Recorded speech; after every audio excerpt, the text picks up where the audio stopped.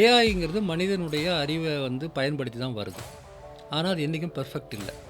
ஒரு வருஷத்துக்கு 10,00,000 செலவு பண்ணி ஒரு டிரான்ஸ்லேட் பண்ணக்கூடிய ஒரு கஸ்டமர் வந்து திடீர்னு என்ன சொல்கிறாருன்னா, கூகுள் டிரான்ஸ்லேட் தான் ஃப்ரீயாகவே இருக்கே, அதை போட்டு நாங்கள் பண்ணிக்கிறோம், நான் எதுக்கு 10,00,000 கொடுக்கணும் அப்படின்னு அவர் கேள்வி கேட்குறாரு. நியாயமான கேள்வியாக தான் இருக்கும். அதே மாதிரி இந்திய மொழிகள் மாதிரியான மொழிகள்கிட்ட நிறைய டேட்டா இல்லை. அதனால் வந்து நிறைய தப்பு நடக்குது. ஏன்னா ஏஐங்கிறது is not about text. Today ஏஐங்கிறது ரீசனிங் சம்மந்தப்பட்டது, பகுத்தறிவு சம்மந்தப்பட்டது. ஏஐ அப்படிங்கிற அந்த டெக்னாலஜியை வந்து நீங்கள் ஒரு ஸ்டார்ட் அப் கம்பெனி அல்லது ஒரு aspiring start up company apply பண்ண நினைக்கும் போது அந்த முதல் புரிதல் என்ன? ஏஐ வந்து ஃபஸ்ட்டு ஒரு நாலேஜ் கம்பெனின்னா நம்ம யோசிக்கணும். ரெண்டாவது கம்யூனிகேஷன் கம்பெனி. இங்கே ப்ரோக்ராமிங்கே பெரிய வேலை கிடையாதுங்க, எல்லாமே பண்ணி முடிச்சிட்டாங்க. நிறைய பேருக்கு தெரியாது, இன்றைக்கி வந்து விக்கிபீடியாங்கிற ஒரு காமன் டேட்டா இல்லைனா இன்டர்நெட் இது ஏஐயே கிடையாது. ப்ரைவசின்னு ஒன்று எதிர்காலத்தில் இல்லாமல் போயிடுமோன்ற அச்சம் இல்லாமல் அவங்க என்ன சொல்கிறாங்கன்னா, என்ன தான் வந்தாலும் ஏஐ மனிதனுடைய எவல்யூஷனரி டெவலப்மெண்ட்லாம் ஒன்றும் கிடையாது, நம்ம தாண்டி அது போகவே முடியாது, நாம் அதை கண்ட்ரோல் பண்ண முடியும் அப்படிங்கிறாங்க. நீங்கள் வந்து ஒரு ஒரு வக்கீல் ஆஃபீஸில் பார்த்துருப்பீங்க, நிறைய புக்ஸ் அடுக்கி வச்சு கேஸ் புக்கெலாம் வச்சு பார்த்து குறிச்சிட்டு ஒரு கேஸ் போகிறதுக்கு ஒரு வாரம் செலவு பண்ணுவாங்க குறிப்பு எடுக்கிறதுக்கு. இன்றைக்கி நாங்கள் போட்டிருக்கிற சேட் புக் சாஃப்ட்வேரில் அது எல்லாத்தையும் சேர்த்துட்டிங்கன்னா கேள்வி பதில் மாதிரி தான், வாட்ஸ்அப்பில் சேட் பண்ணுற மாதிரி பதில் வந்துடும். பொலிட்டிக்கல் கமெண்ட்ஸ் பார்த்துருக்குறேன். இல்லைனா இவர் வந்து மொழி உரிமை பற்றி பேசுவார், இவர் வந்து ஒரு பப்ளிஷர் தானே, புக்கு தானே போடுவார், இவருக்கு என்ன ஏஐ பற்றி தெரியும், இல்லை இவர் ஏன் வந்து இன்டர்நேஷ்னல் விஷயங்களை பற்றி பேசுகிறாருன்னு நிறைய பேர் சொல்லுவாங்க.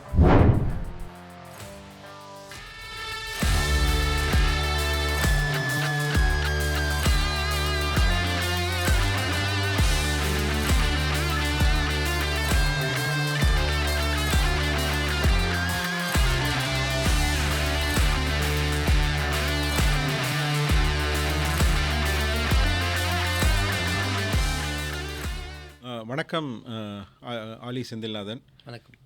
உங்களை வந்து பொதுவாகவே வந்து நிறைய பேருக்கு எப்படி நீங்கள் அறியப்பட்டிருக்கிறீங்க அப்படின்னா, ஒரு அரசியல் விமர்சகராக நிறைய தொலைக்காட்சிகளில், நிறைய பத்திரிகைகளில், எழுத்து மூலமாக வந்து அரசியல், சமூகம், பொருளாதாரம் அது பற்றி அதிகம் பேசுபவராகவும் எழுதுவராகவும் நீங்கள் அறியப்பட்டிருக்கிறீங்க. நாம் வந்து இன்றைக்கி அதை தாண்டி வந்து உங்களுடைய இன்னொரு முகத்தை பற்றி தான் பெரும்பாலும் பேச போகிறோம். ஒரு ஆண்டர்ப்ரனர்.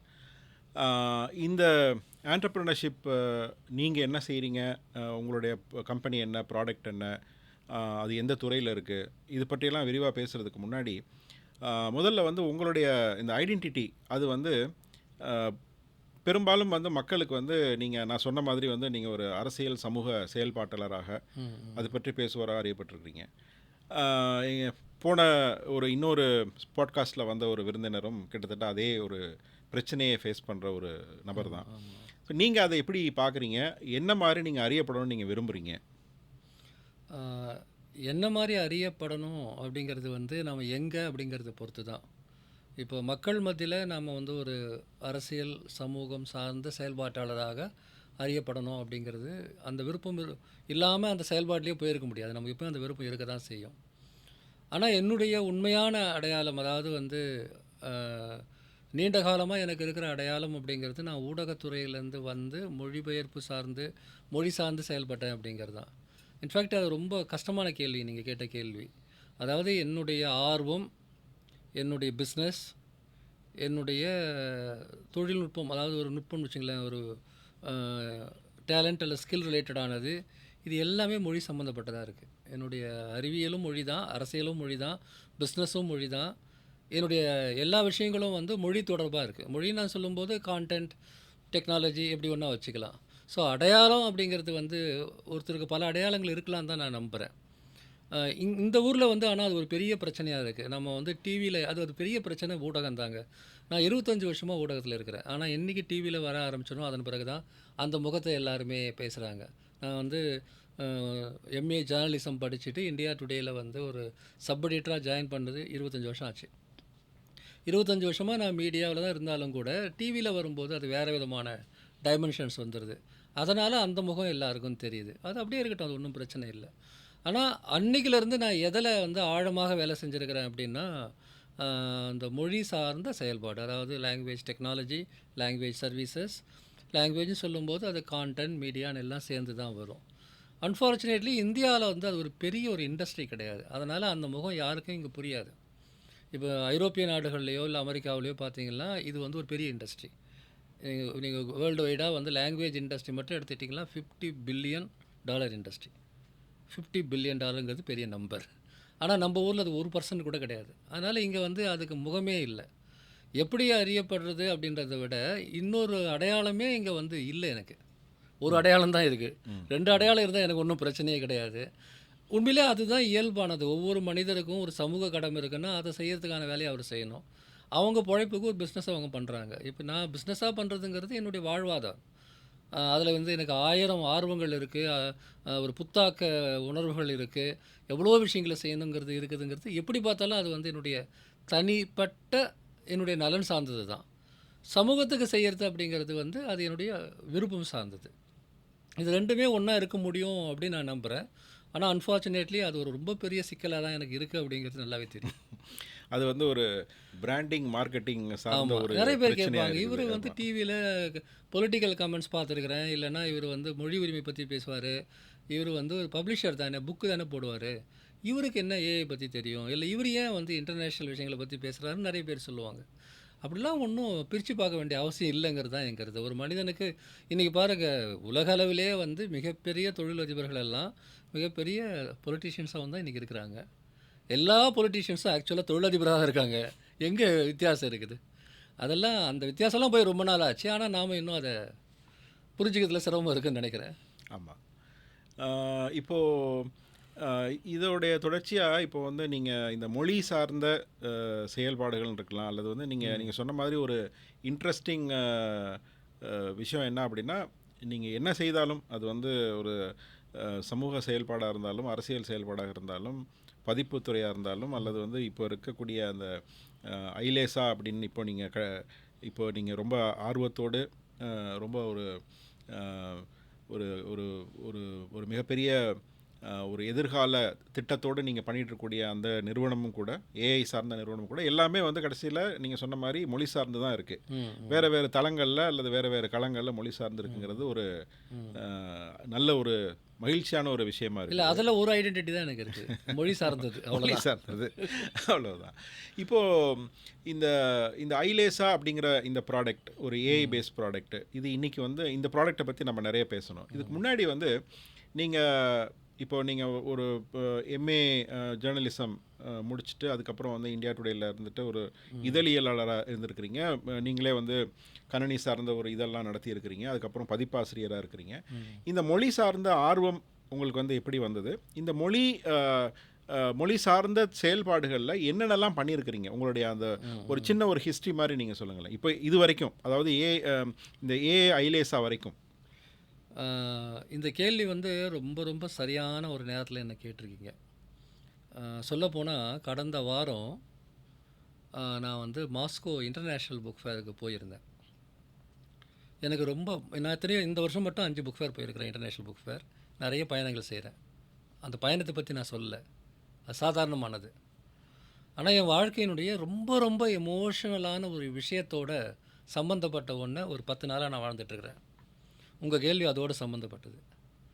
நான் ஸ்கூல் படிக்கும்போது எனக்கு என்னுடைய நண்பர்கள், அதாவது கொஞ்சம் எங்கள் ஊரில் இருக்கக்கூடிய கொஞ்சம் வாத்தியாருங்க, இவங்கெல்லாம் அறிமுகப்படுத்திய ஒரு விஷயம் இருக்குது. அது என்னென்னா, இந்த படிக்கிறது தான், லைப்ரரியில் போய் படிக்கிறது, இந்த மாதிரியான விஷயங்கள். அப்போது வந்து சோவியத் யூனியன் இருந்தது. அவங்க 90s பிறகு தான் அது வந்து காணாமல் போச்சு. அந்த சோவியத் யூனியன்லேருந்து வரக்கூடிய பத்திரிகைகள், புத்தகங்கள் வந்து எனக்கு நிறைய கிடைச்சது. அந்த பத்திரிகை புத்தகங்கள் மூலமாக இந்த உலகத்தை பற்றிய ஒரு அறிவு, அந்த பல்வேறு விஷயங்கள் இந்த உலகத்தில் இருக்குது அப்படிங்கிற அந்த நாட்டம், படிக்கணும், சயின்ஸ் ஃபிக்ஷன், நாவல், மேகசின்ஸ், இது போன்ற விஷயங்கள் எனக்கு கிடைச்ச போது எனக்கு வந்து உள்ளுக்குள்ளே வந்து அது ஒரு விதைகளை போல் விழுந்துட்டு இருந்தது. அப்போது ஒரு முறை வந்து நான் மாஸ்கோவில் இருக்கக்கூடிய ஒரு பதிப்பகம், முன்னேற்ற பதிப்பகம்னு பேர், ப்ராக்ரஸ் பப்ளிஷர்ஸ், அவங்களுக்கு வந்து நான் கடிதம் எழுதினேன். இது மாதிரி உங்களுடைய புக்ஸ்லாம் எனக்கு அனுப்புங்கன்னு. எனக்கு என்ன தெரியும்னா, கேட்டால் ஃப்ரீயாக அனுப்புவாங்கன்னு தெரியும். அதனால் ஃப்ரீயாக அனுப்புங்க, ரொம்ப கலர்ஃபுல்லாக இருக்கும் படம், அதனால் ஃப்ரீயாக அனுப்புங்கன்னு நான் கேட்டேன். அவங்க வந்து எனக்கு அனுப்புனாங்க. அப்படி அனுப்பும்போது அவங்க என்ன செஞ்சாங்கன்னா, கூட அவங்களுடைய கேட்டலாக் எனக்கு அனுப்புனாங்க. அந்த கேட்டலாக் வந்து என்னுடைய வாழ்க்கையே மாற்றிய ஒரு விஷயம்னா அந்த கேட்டலாக் தான். இன்றைக்கி நான் யோசித்து பார்க்குறேன். ஏன்னா இப்போ நான் 2 வாரமும் அதுக்குள்ளே வாழ்ந்துட்டு வரேன். அந்த கேட்டலாக் வேறு ஒன்றும் கிடையாதுங்க. எல்லா மொழிகள்லேயும் அவங்க பப்ளிஷ் பண்ண புக்ஸுடைய அட்டைப்படம், வேறு ஒன்றுமே இல்லை. ம்ஹ்ம். அது புரட்டி பார்க்குறேன், கலர்ஃபுல்லாக இருக்குது. அது மட்டும் இல்லாமல் பல மொழிகளில் வந்து அந்த அட்டைப்படங்கள் இருக்குது. உலகத்தில் இவ்வளோ மொழிகள் இருக்குது, இவ்வளோ ஸ்கிரிப்ட் இருக்குது, இவ்வளோ கலர்ஃபுல்லாக இருக்குங்கிறது வந்து அந்த வயசில் வந்து எனக்கு ஒரு பெரிய தாக்கமாக இருந்து, அந்த அட்டை படத்தில் இருக்கக்கூடிய மொழிகள்லாம் என்னங்கிறது கீழே குறிச்சிருப்பாங்க. தமிழ், ஆர்மீனியன், சைனீஸ் அப்படின்லாம். அதையெல்லாம் தேட ஆரம்பித்தேன். ஸோ எனக்கு வந்து மொழிப்பற்றுன்னு தனியாக வரல. அது வந்து பாரதிதாசனை படிச்சிருக்கிறேன், அதெல்லாம் இருந்தது. எனக்கு ஆரம்பத்துலேருந்தே மொழிப்பற்றுங்கிறது மொழிகள் பற்றாகவே இருந்தது, மல்டிலிங்குவலாகவே இருந்தது. எல்லா மொழிகளையும் பற்றி தெரிஞ்சுக்கணும், எல்லா மொழிகளை பற்றியும் தகவல் தெரிஞ்சுக்கணுங்கிற அந்த ஆர்வம் வந்தது வந்து அந்த பதிப்பகத்துடைய கேட்டலாக். கேட்டலாக். பொதுவாக சிலர் கேட்டால் வந்து உங்கள் வாழ்க்கையை மாற்றிய புத்தகம் என்ன அப்படின்னு கேட்டால் ஒரு பதில் சொல்லுவாங்க இல்லையா? உங்களுக்கு என்ன கேட்டலாக் கேட்டால் என் வாழ்க்கையை மாற்றியது புத்தகம் இல்லை, புத்தக விலைப்பட்டியல்னு சொல்லுவேன். அந்த புத்தகத்தை வெளியிட்ட அந்த நிறுவனத்தை போய் பார்க்கணுன்னு எனக்கு ரொம்ப காலமாக ஆசையாக இருந்தது, பல காலமாக. சோவியத் யூனியன் உடஞ்ச போது எல்லாரும் எதுக்கோ அழுதுருப்பாங்க. எனக்கு அந்த ஃப்ரீயாக புக்கு வராதுன்றதுக்காக தான் நான் அழுதேன். அந்த இடத்த போன வாரம் பார்த்தேன். அதுக்காக தான் இந்த கதையை நான் உங்களுக்கு சொன்னேன். போன வாரம் மாஸ்கோ புக் ஃபேர் போனபோது அந்த முன்னேற்ற பதிப்பகம் இருந்த அந்த இப்போ முன்னேற்ற பதிப்பகம்லாம் கிடையாது, சோவியத் யூனியனே போய் 30 வருஷம் ஆச்சு. அந்த பில்டிங்கில் போயிட்டு அந்த பில்டிங் முன்னாடி நின்று நான் 30 வருஷமாக, என்னை பொறுத்தவரையில் 25 வருஷம் ஆச்சு என்னுடைய மொழிபெயர்ப்பு நிறுவனமான லேண்ட்ஸ்கேப்ங்கிற கம்பெனியை தொடங்கி இன்றைக்கி 100 மொழிகளுக்கு மேலே பப்ளிஷ் பண்ணியிருக்கோம். உலகம் முழுக்க இருக்கக்கூடிய எல்லா மொழிகள்லேயும் நாங்கள் நிறைய பணிகளை செய்திருக்கிறோம். புத்தக பதிப்பாளராகவும் இருக்கிறேன். எனக்கு பப்ளிஷிங் அல்லது டிரான்ஸ்லேஷன், மல்டிலிங்குவல் எல்லாம் ஒன்று தான். என்னை பொறுத்தவரையில் வெவ்வேறு பிராண்டில் ஒன்றா இருக்கலாம், எனக்கு எல்லாம் ஒன்று தான். இந்த மல்டிலிங்குவல் தாட் அப்படிங்கிறது எனக்கு கொடுத்த அந்த அந்த குளோபல் விஷன், ஒரு பார்வை இருக்குது இல்லைங்களா? அதுக்கு காரணம் அந்த 21 ஜூபோஸ்கி புல்வார் அப்படிங்கிற முகவரியில் இருந்த அந்த முன்னேற்ற பதிப்பகம் தான். அதுக்கு போயிட்டு அதுக்கு முன்னாடி நின்ன போது என்ன அறியாமல் நான் வந்து அழுதேன். ஏன்னா அது ஒரு லாங் ஜேர்னி. இந்த மாஸ்கோ பயணம் வந்து எனக்கு அவ்வளவு உணர்ச்சிகரமாக இருந்தது. அப்புறம் அதில் வேலை செய்தவங்கள பார்த்தேன். அதில் வேலை செய்த ஒரு தமிழ் மொழிபெயர்ப்பாளர் அங்கேயே ஒரு பிஸ்னஸ் பண்ணிகிட்ருக்கிறாரு, அவரை சந்தித்தேன். பல பேர் சந்தித்து நான் வந்துட்டேன்னு வச்சுங்களேன். நான் என்ன சொல்ல வரேன்னா, அந்த இளம் வயதில் வந்து நம்ம மனசில் விழக்கூடிய சில விதைகள் வந்து எப்படியெல்லாம் வளரும்னு நமக்கு தெரியவே தெரியாது. அந்த கேட்டலாக், அந்த அந்த மல்டிலிங்குவல் விஷன் அப்படிங்கிறது பேஸ் பண்ணி தான் பிற்காலத்தில் வந்து என்னுடைய எல்லாமே அமைஞ்சு. இப்போ நான் மொழி உரிமை நான் வந்து களத்தில் இறங்கின போது நான் தமிழ் மொழிக்கான மொழி உரிமைன்னு இறங்கவே இல்லை. இந்தியாவில் இருக்கக்கூடிய எல்லா மொழிகளுக்குமான ஒரு அமைப்பை தான் உருவாக்கினேன். கிளியருங்கிற ஒரு அமைப்பை உருவாக்கணும். Campaign for language equality and rights for எல்லாருக்கும் தான். அதுபோல் திருக்குறளை வந்து ஒரு குறள் ஒரு மொழின்னு 100 மொழியில் மொழிபெயர்த்து வெளியிட்டிருக்கிறோம். இப்போது அண்ணா நூலகத்தில் அது மிகப்பெரிய வடிவத்தில் பிரிண்ட் பண்ணி இங்கே வச்சுருக்கிறாங்க. அதை எல்லா மொழிகள்லையும் கொண்டு வர முயற்சி பண்ணுறோம். மைக்ரோசாஃப்ட் நிறுவனத்தினுடைய இந்திய மொழிகளுக்கான ஒரு பெரிய ப்ராஜெக்டில் ஈடுபட்டது தான் எங்களுக்கு ஏஐ பற்றி நிறைய சொல்லிக் கொடுத்தது. அப்போது தொடக்கத்திலிருந்தே வந்து தமிழுக்காக நான் அறியப்பட்டாலும் கூட அது வந்து எனக்கு 10% தான். மீதி 90% எல்லா மொழிகளுக்குமான ஒரு செயல்பாடாக தான் செஞ்சேன். இதனுடைய தொடர்ச்சி தான் ஐலேசாங்கிறது. அதாவது சரியாக சொல்லப்போனால் நான் 95, 96லேயே வந்து மெஷின் டிரான்ஸ்லேஷன், இப்போ எல்லோரும் சொல்லுவாங்கள்ல கூகுள் டிரான்ஸ்லேட், அந்த கூகுள் டிரான்ஸ்லேட்டுடைய technical name machine translation. Machine அப்படிங்கிறது கம்ப்யூட்டர், வேறு ஒன்றும் இல்லை. அதனுடைய தொடக்க காலகட்டத்தில் இருந்தே நான் ஒரு டிரான்ஸ்லேஷன் இன்ட்ரெஸ்ட்டில் இருந்ததுனால எனக்கு அது எக்ஸ்போஸ் ஆச்சு. 95லேருந்து நான் வந்து அந்த தொழில்நுட்பத்தோடு ஏதோ ஒரு விதத்தில் நான் வேலை செஞ்சுக்கிட்டே வரேன். முதல்ல வந்து வியப்பாக பார்த்தோம். அதன் பிறகு வந்து நானே வந்து ஒரு English to Tamil translation system உருவாக்குறதுக்கு முயற்சியெல்லாம் எடுத்திருக்கிறேன். அப்புறம் அது பெரிய வேலை அப்படிங்கிறதுனால எங்களால் இப்போது பண்ண முடியல. ஆனால் அந்த மாதிரியான தொழில்நுட்பம் உருவாக்குற நிறுவனங்களோட டேட்டா கொடுக்கக்கூடிய ப்ராஜெக்ட்ஸ்லாம் நிறைய நாங்கள் பண்ணோம். ஸோ அதன் உள்ளே இருந்து பார்த்தோம் இந்த தொழில்நுட்பம் எப்படி வளர்ந்துட்டுருக்குன்னு. அரௌண்ட் 2017, 18 வந்து ஒரு பெரிய அளவுக்கு ப்ராஜெக்ட்ஸ் வந்து எங்களுக்கு அந்த டேட்டாவுக்காக வந்தது. அதாவது இப்போ இங்கிலீஷ், தமிழ் இந்த 2 டேட்டாவையும் சேர்த்து சிஸ்டத்துக்கு கொடுத்தா மெஷின் லேர்னிங் முறையில் அது ரெண்டுத்தையும் ஸ்டடி பண்ணி அடுத்த ஒரு சென்டென்ஸை எப்படி ட்ரான்ஸ்லேட் பண்ணணும்னு கற்றுக்கும். அதான் மெஷின் லேர்னிங்கோட அடிப்படை. ஏஐயுடைய பேஸ் டேட்டா தானே, டேட்டா எல்லாம் ஏஐ கிடையாது. அந்த டேட்டாவை கலெக்ட் பண்ணி க்யூரேட் பண்ணி இந்த மாதிரியான டெக்னாலஜி கம்பெனிஸுக்கு ப்ரொவைட் பண்ணுற சர்வீஸ் வந்து நாங்கள் ஒரு 3-4 வருஷம் நிறையவே பண்ணோம். அது வந்து 2 விஷயத்தையும் எனக்கு கிளியராக பண்ணிடுச்சு. நான் அதுக்கு முன்னாடி 20 வருஷமாக நான் டிரான்ஸ்லேஷன் கம்பெனி நடத்துகிறேன். இனிமேல் வந்து வெறும் ஹியூமன் டிரான்ஸ்லேஷன் மட்டும் இருக்காது, ஏஐ டிரான்ஸ்லேஷன் தான் வரும், மிஷின் டிரான்ஸ்லேஷன் தான் இருக்கும். அதுக்கேற்ற மாதிரி நம்ம கம்பெனியை டெவலப் பண்ணலன்னா நாம் வந்து காணாமல் போயிடுவோம் அப்படிங்கிற ஒரு பயம் எனக்கும் இருந்தது. ரெண்டாவது, எனக்கு அந்த டெக்னாலஜிக்குள்ளவே ஒரு ஒரு வார்த்தையை டிரான்ஸ்லேட் பண்ணும்போது 1008 பிரச்சனை இருக்குது. அது எப்படி அது டீல் பண்ணுது, அங்கே கிராமர் எங்கே வருது, அங்கே வந்து எப்படி அது முடிவெடுக்குதுங்கிற அந்த ஆர்வம் இருக்கு இல்லையா. இந்த இந்த காலகட்டத்தில் வந்து நான் ஒரு குறைந்தது ஒரு 30 மொழிகளுடைய கிராமர்ஸை வந்து நான் படித்தேன். எனக்கு அந்த மொழிலாம் தெரியாது அப்படிலாம் கேட்டுறாதீங்க. கிராமரை மட்டும் மேத்தமெட்டிக்ஸ் படிக்கிற மாதிரி நான் படித்தேன். ஏன் படித்தேன்னா, இந்த மொழிகளுடைய ஸ்ட்ரக்சர் என்ன, அது சைனீஸாக இருக்கலாம், ஜாப்பனீஸாக இருக்கலாம், ரஷ்யனாக இருக்கலாம், ஃப்ரெஞ்சாக இருக்கலாம், இந்த மொழிகளுடைய ஸ்ட்ரக்சர் என்ன, அது உள்ளுக்குள்ளே நவுன் வெர்பெல்லாம் எப்படி இருக்குது அப்படின்னு அதை வந்து அது தெரிஞ்சுக்கிறதுக்காக நிறைய நான் படித்தேன். அது ஆர்வத்தில் அதான் ஆர்வம். இப்போ மல்டிலிங்குவல் அப்படிங்கிறது எங்கெல்லாம் வருது நீங்கள் பாருங்கள், இது எல்லாத்துலேயும் சேர்ந்து தான் வருது. அந்த ஆர்வத்தில் படிச்சுட்டு இந்த தொழில்நுட்பத்துக்குள்ளே இது எப்படி ப்ளே ஆகுது அப்படின்னு நான் செயல்படும்போது எங்களுக்கு இருந்த அந்த ஒரு ஆர்வத்தின் காரணமாகவே நிறைய ப்ராஜெக்ட் கிடச்சிது. ஏன்னா ஒரு கம்பெனியை சேர்ந்த ஒருத்தர் எங்ககிட்ட வந்து, நாங்கள் இப்படி ஒரு ப்ராஜெக்ட் வச்சுருக்கிறோம், இதுக்கு டேட்டா வேணும், இதுக்கு இந்த மாதிரி கிராமர் ரூல்ஸ்லாம் எழுதணும், இல்லை இதை செய்யணும்னு சொன்னார்னா என்னால் உடனடியாக புரிஞ்சுக்கிட்டு பேச முடிஞ்சுது. ஒரு லிங்குவிஸ்ட் மாதிரி நான் பேசினேன், ஆனால் லிங்குவிஸ்ட்லாம் கிடையாது. அந்த ஆர்வங்கிறது வந்து எனக்கு எல்லா காலகட்டங்கள்லேயும் எனக்கு வந்து துணை புரிஞ்சுது. சரியாக சொல்ல போனால், நான் ஒரு முறை இந்த மல்டிலிங்குவல் ஸ்கிரிப்ட் சொன்னேன் இல்லையா, இதே மாதிரி வந்து சிங்கப்பூரில் கோவிந்தசாமின்னு ஒருத்தர் இருந்தார். இப்போ நோமோர், அவர் ஒரு பேராசிரியர்.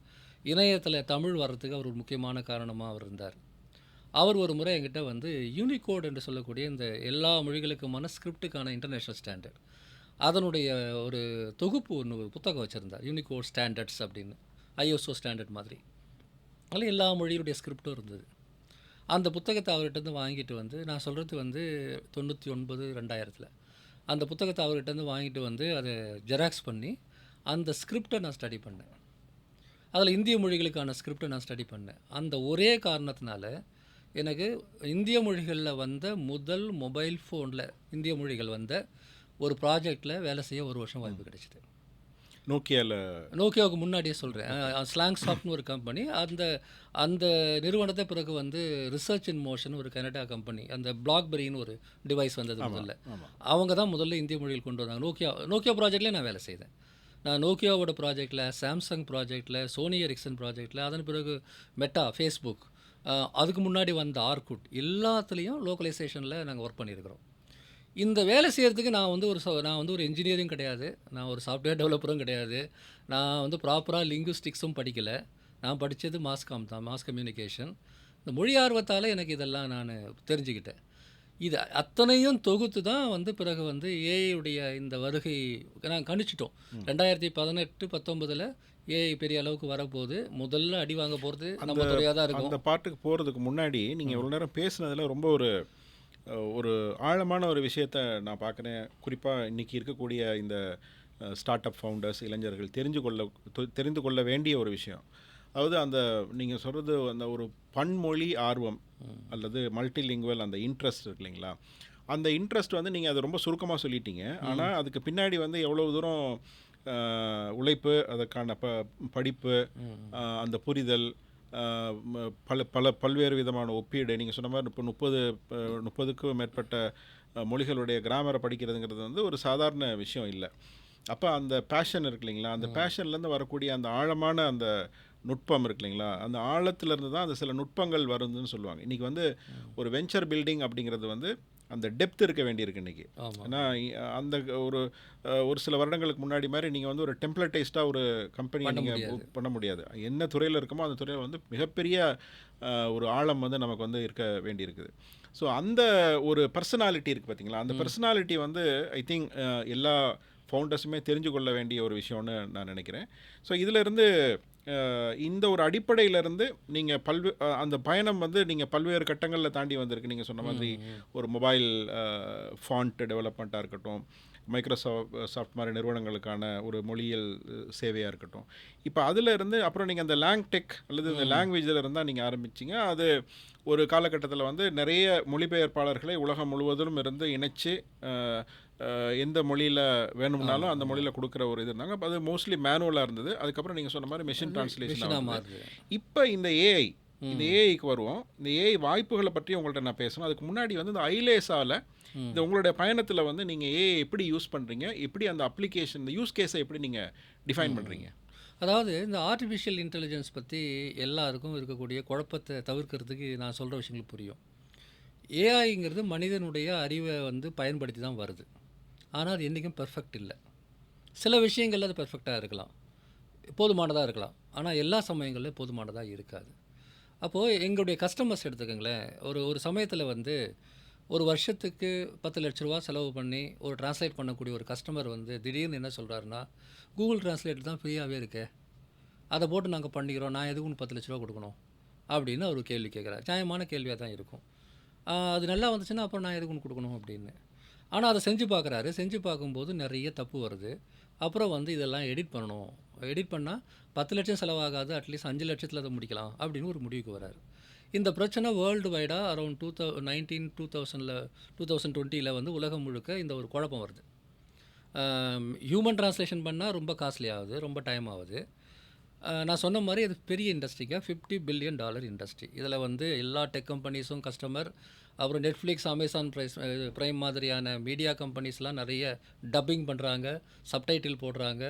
கவர்மெண்ட்ஸு, யூஎன் மாதிரியான ஆர்கனைசேஷன், ஸ்போர்ட்ஸ் ஆர்கனைசேஷன்னு ஹியூஜ் இண்டஸ்ட்ரி இது. இப்போ அவங்களுக்கெல்லாம் என்ன பிரச்சனைனா, ஏஐ வருது, நாம் வந்து ஈஸியாக முடிக்க வேண்டியது எதுக்கு இந்த மாதிரி ஏஜென்சி கொடுக்கணும்னு நினைக்கிறாங்க. அப்போ வந்து நாங்கள் என்ன பார்த்தோம்னா, ஏஐ ஒரு வேலையை செஞ்சாலும் அதுக்கு மேலே சில வேலைகளை செஞ்சால் தான் அது பெர்ஃபெக்ட் ஆகுது. ஏஐ பண்ணுறது வந்து ஒரு 50%, 60% இருக்கலாம், இல்லை 70% கூட இருக்கலாம். ஆனாலும் ஹியூமன் இன்டர்வென்ஷன் இல்லாமல் அதை கம்ப்ளீட் பண்ண முடியல.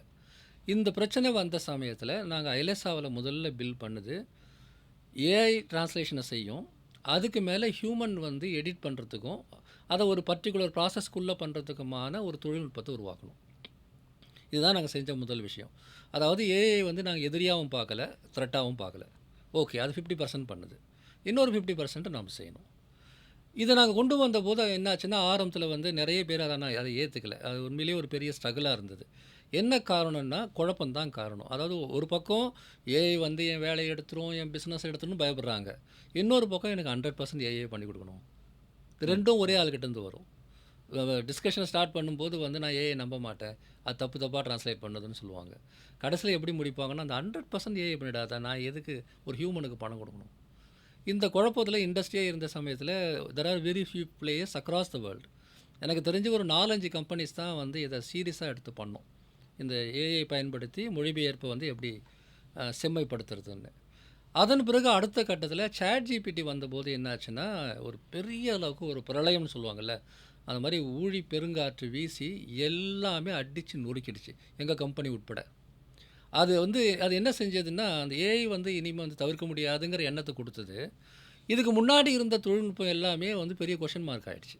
இப்போ எங்களோட பேசிகிட்டு இருந்தவங்க திடீர்னு கொஞ்சம் வெயிட் பண்ணுப்பா, ChatGPT என்ன பண்ணுறதுன்னு பார்க்கலாம் அப்படிங்கிற நிலைக்கு வந்தாங்க. ஸோ வந்து எங்களுடைய முதல் 3 ஆண்டு 2000, 2001, 2020, 21, 22 இந்த 3 வருஷம் வந்து நாங்கள் ஒரு விதத்தில் வந்து அந்த ஹைப் சைக்கிள்குள்ளே, இன்னொரு பக்கம் ஃபியர் சைக்கிள்குள்ளே ரெண்டுமே மாட்டிகிட்டு இருந்தோம் தான் சொல்ல முடியும். ஸோ இதை புரிய வைக்கிறதுல ரொம்ப பிரச்சனை இருந்தது. ஆனால் என்ன நிஜமான பிரச்சனை அப்படிங்கிறது யாராலும் கண்டுபிடிக்க முடியல. ஆனால் நான் ஏன் உறுதியாக இருந்தேன்னா, ஒரு விஷயம் எனக்கு புரிஞ்சுது. அரௌண்ட் 2021 நான் இதை பற்றி பேசினேன். ட்ரான்ஸ்லேஷனோ அல்லது வந்து text to speech, speech to text, translation, AI ரைட்டிங்லாம் இருக்குல்ல, இன்றைக்கி பிளாக் எழுதுகிறோம், புக்கே எழுதுகிறோம் ஏஐ வச்சு.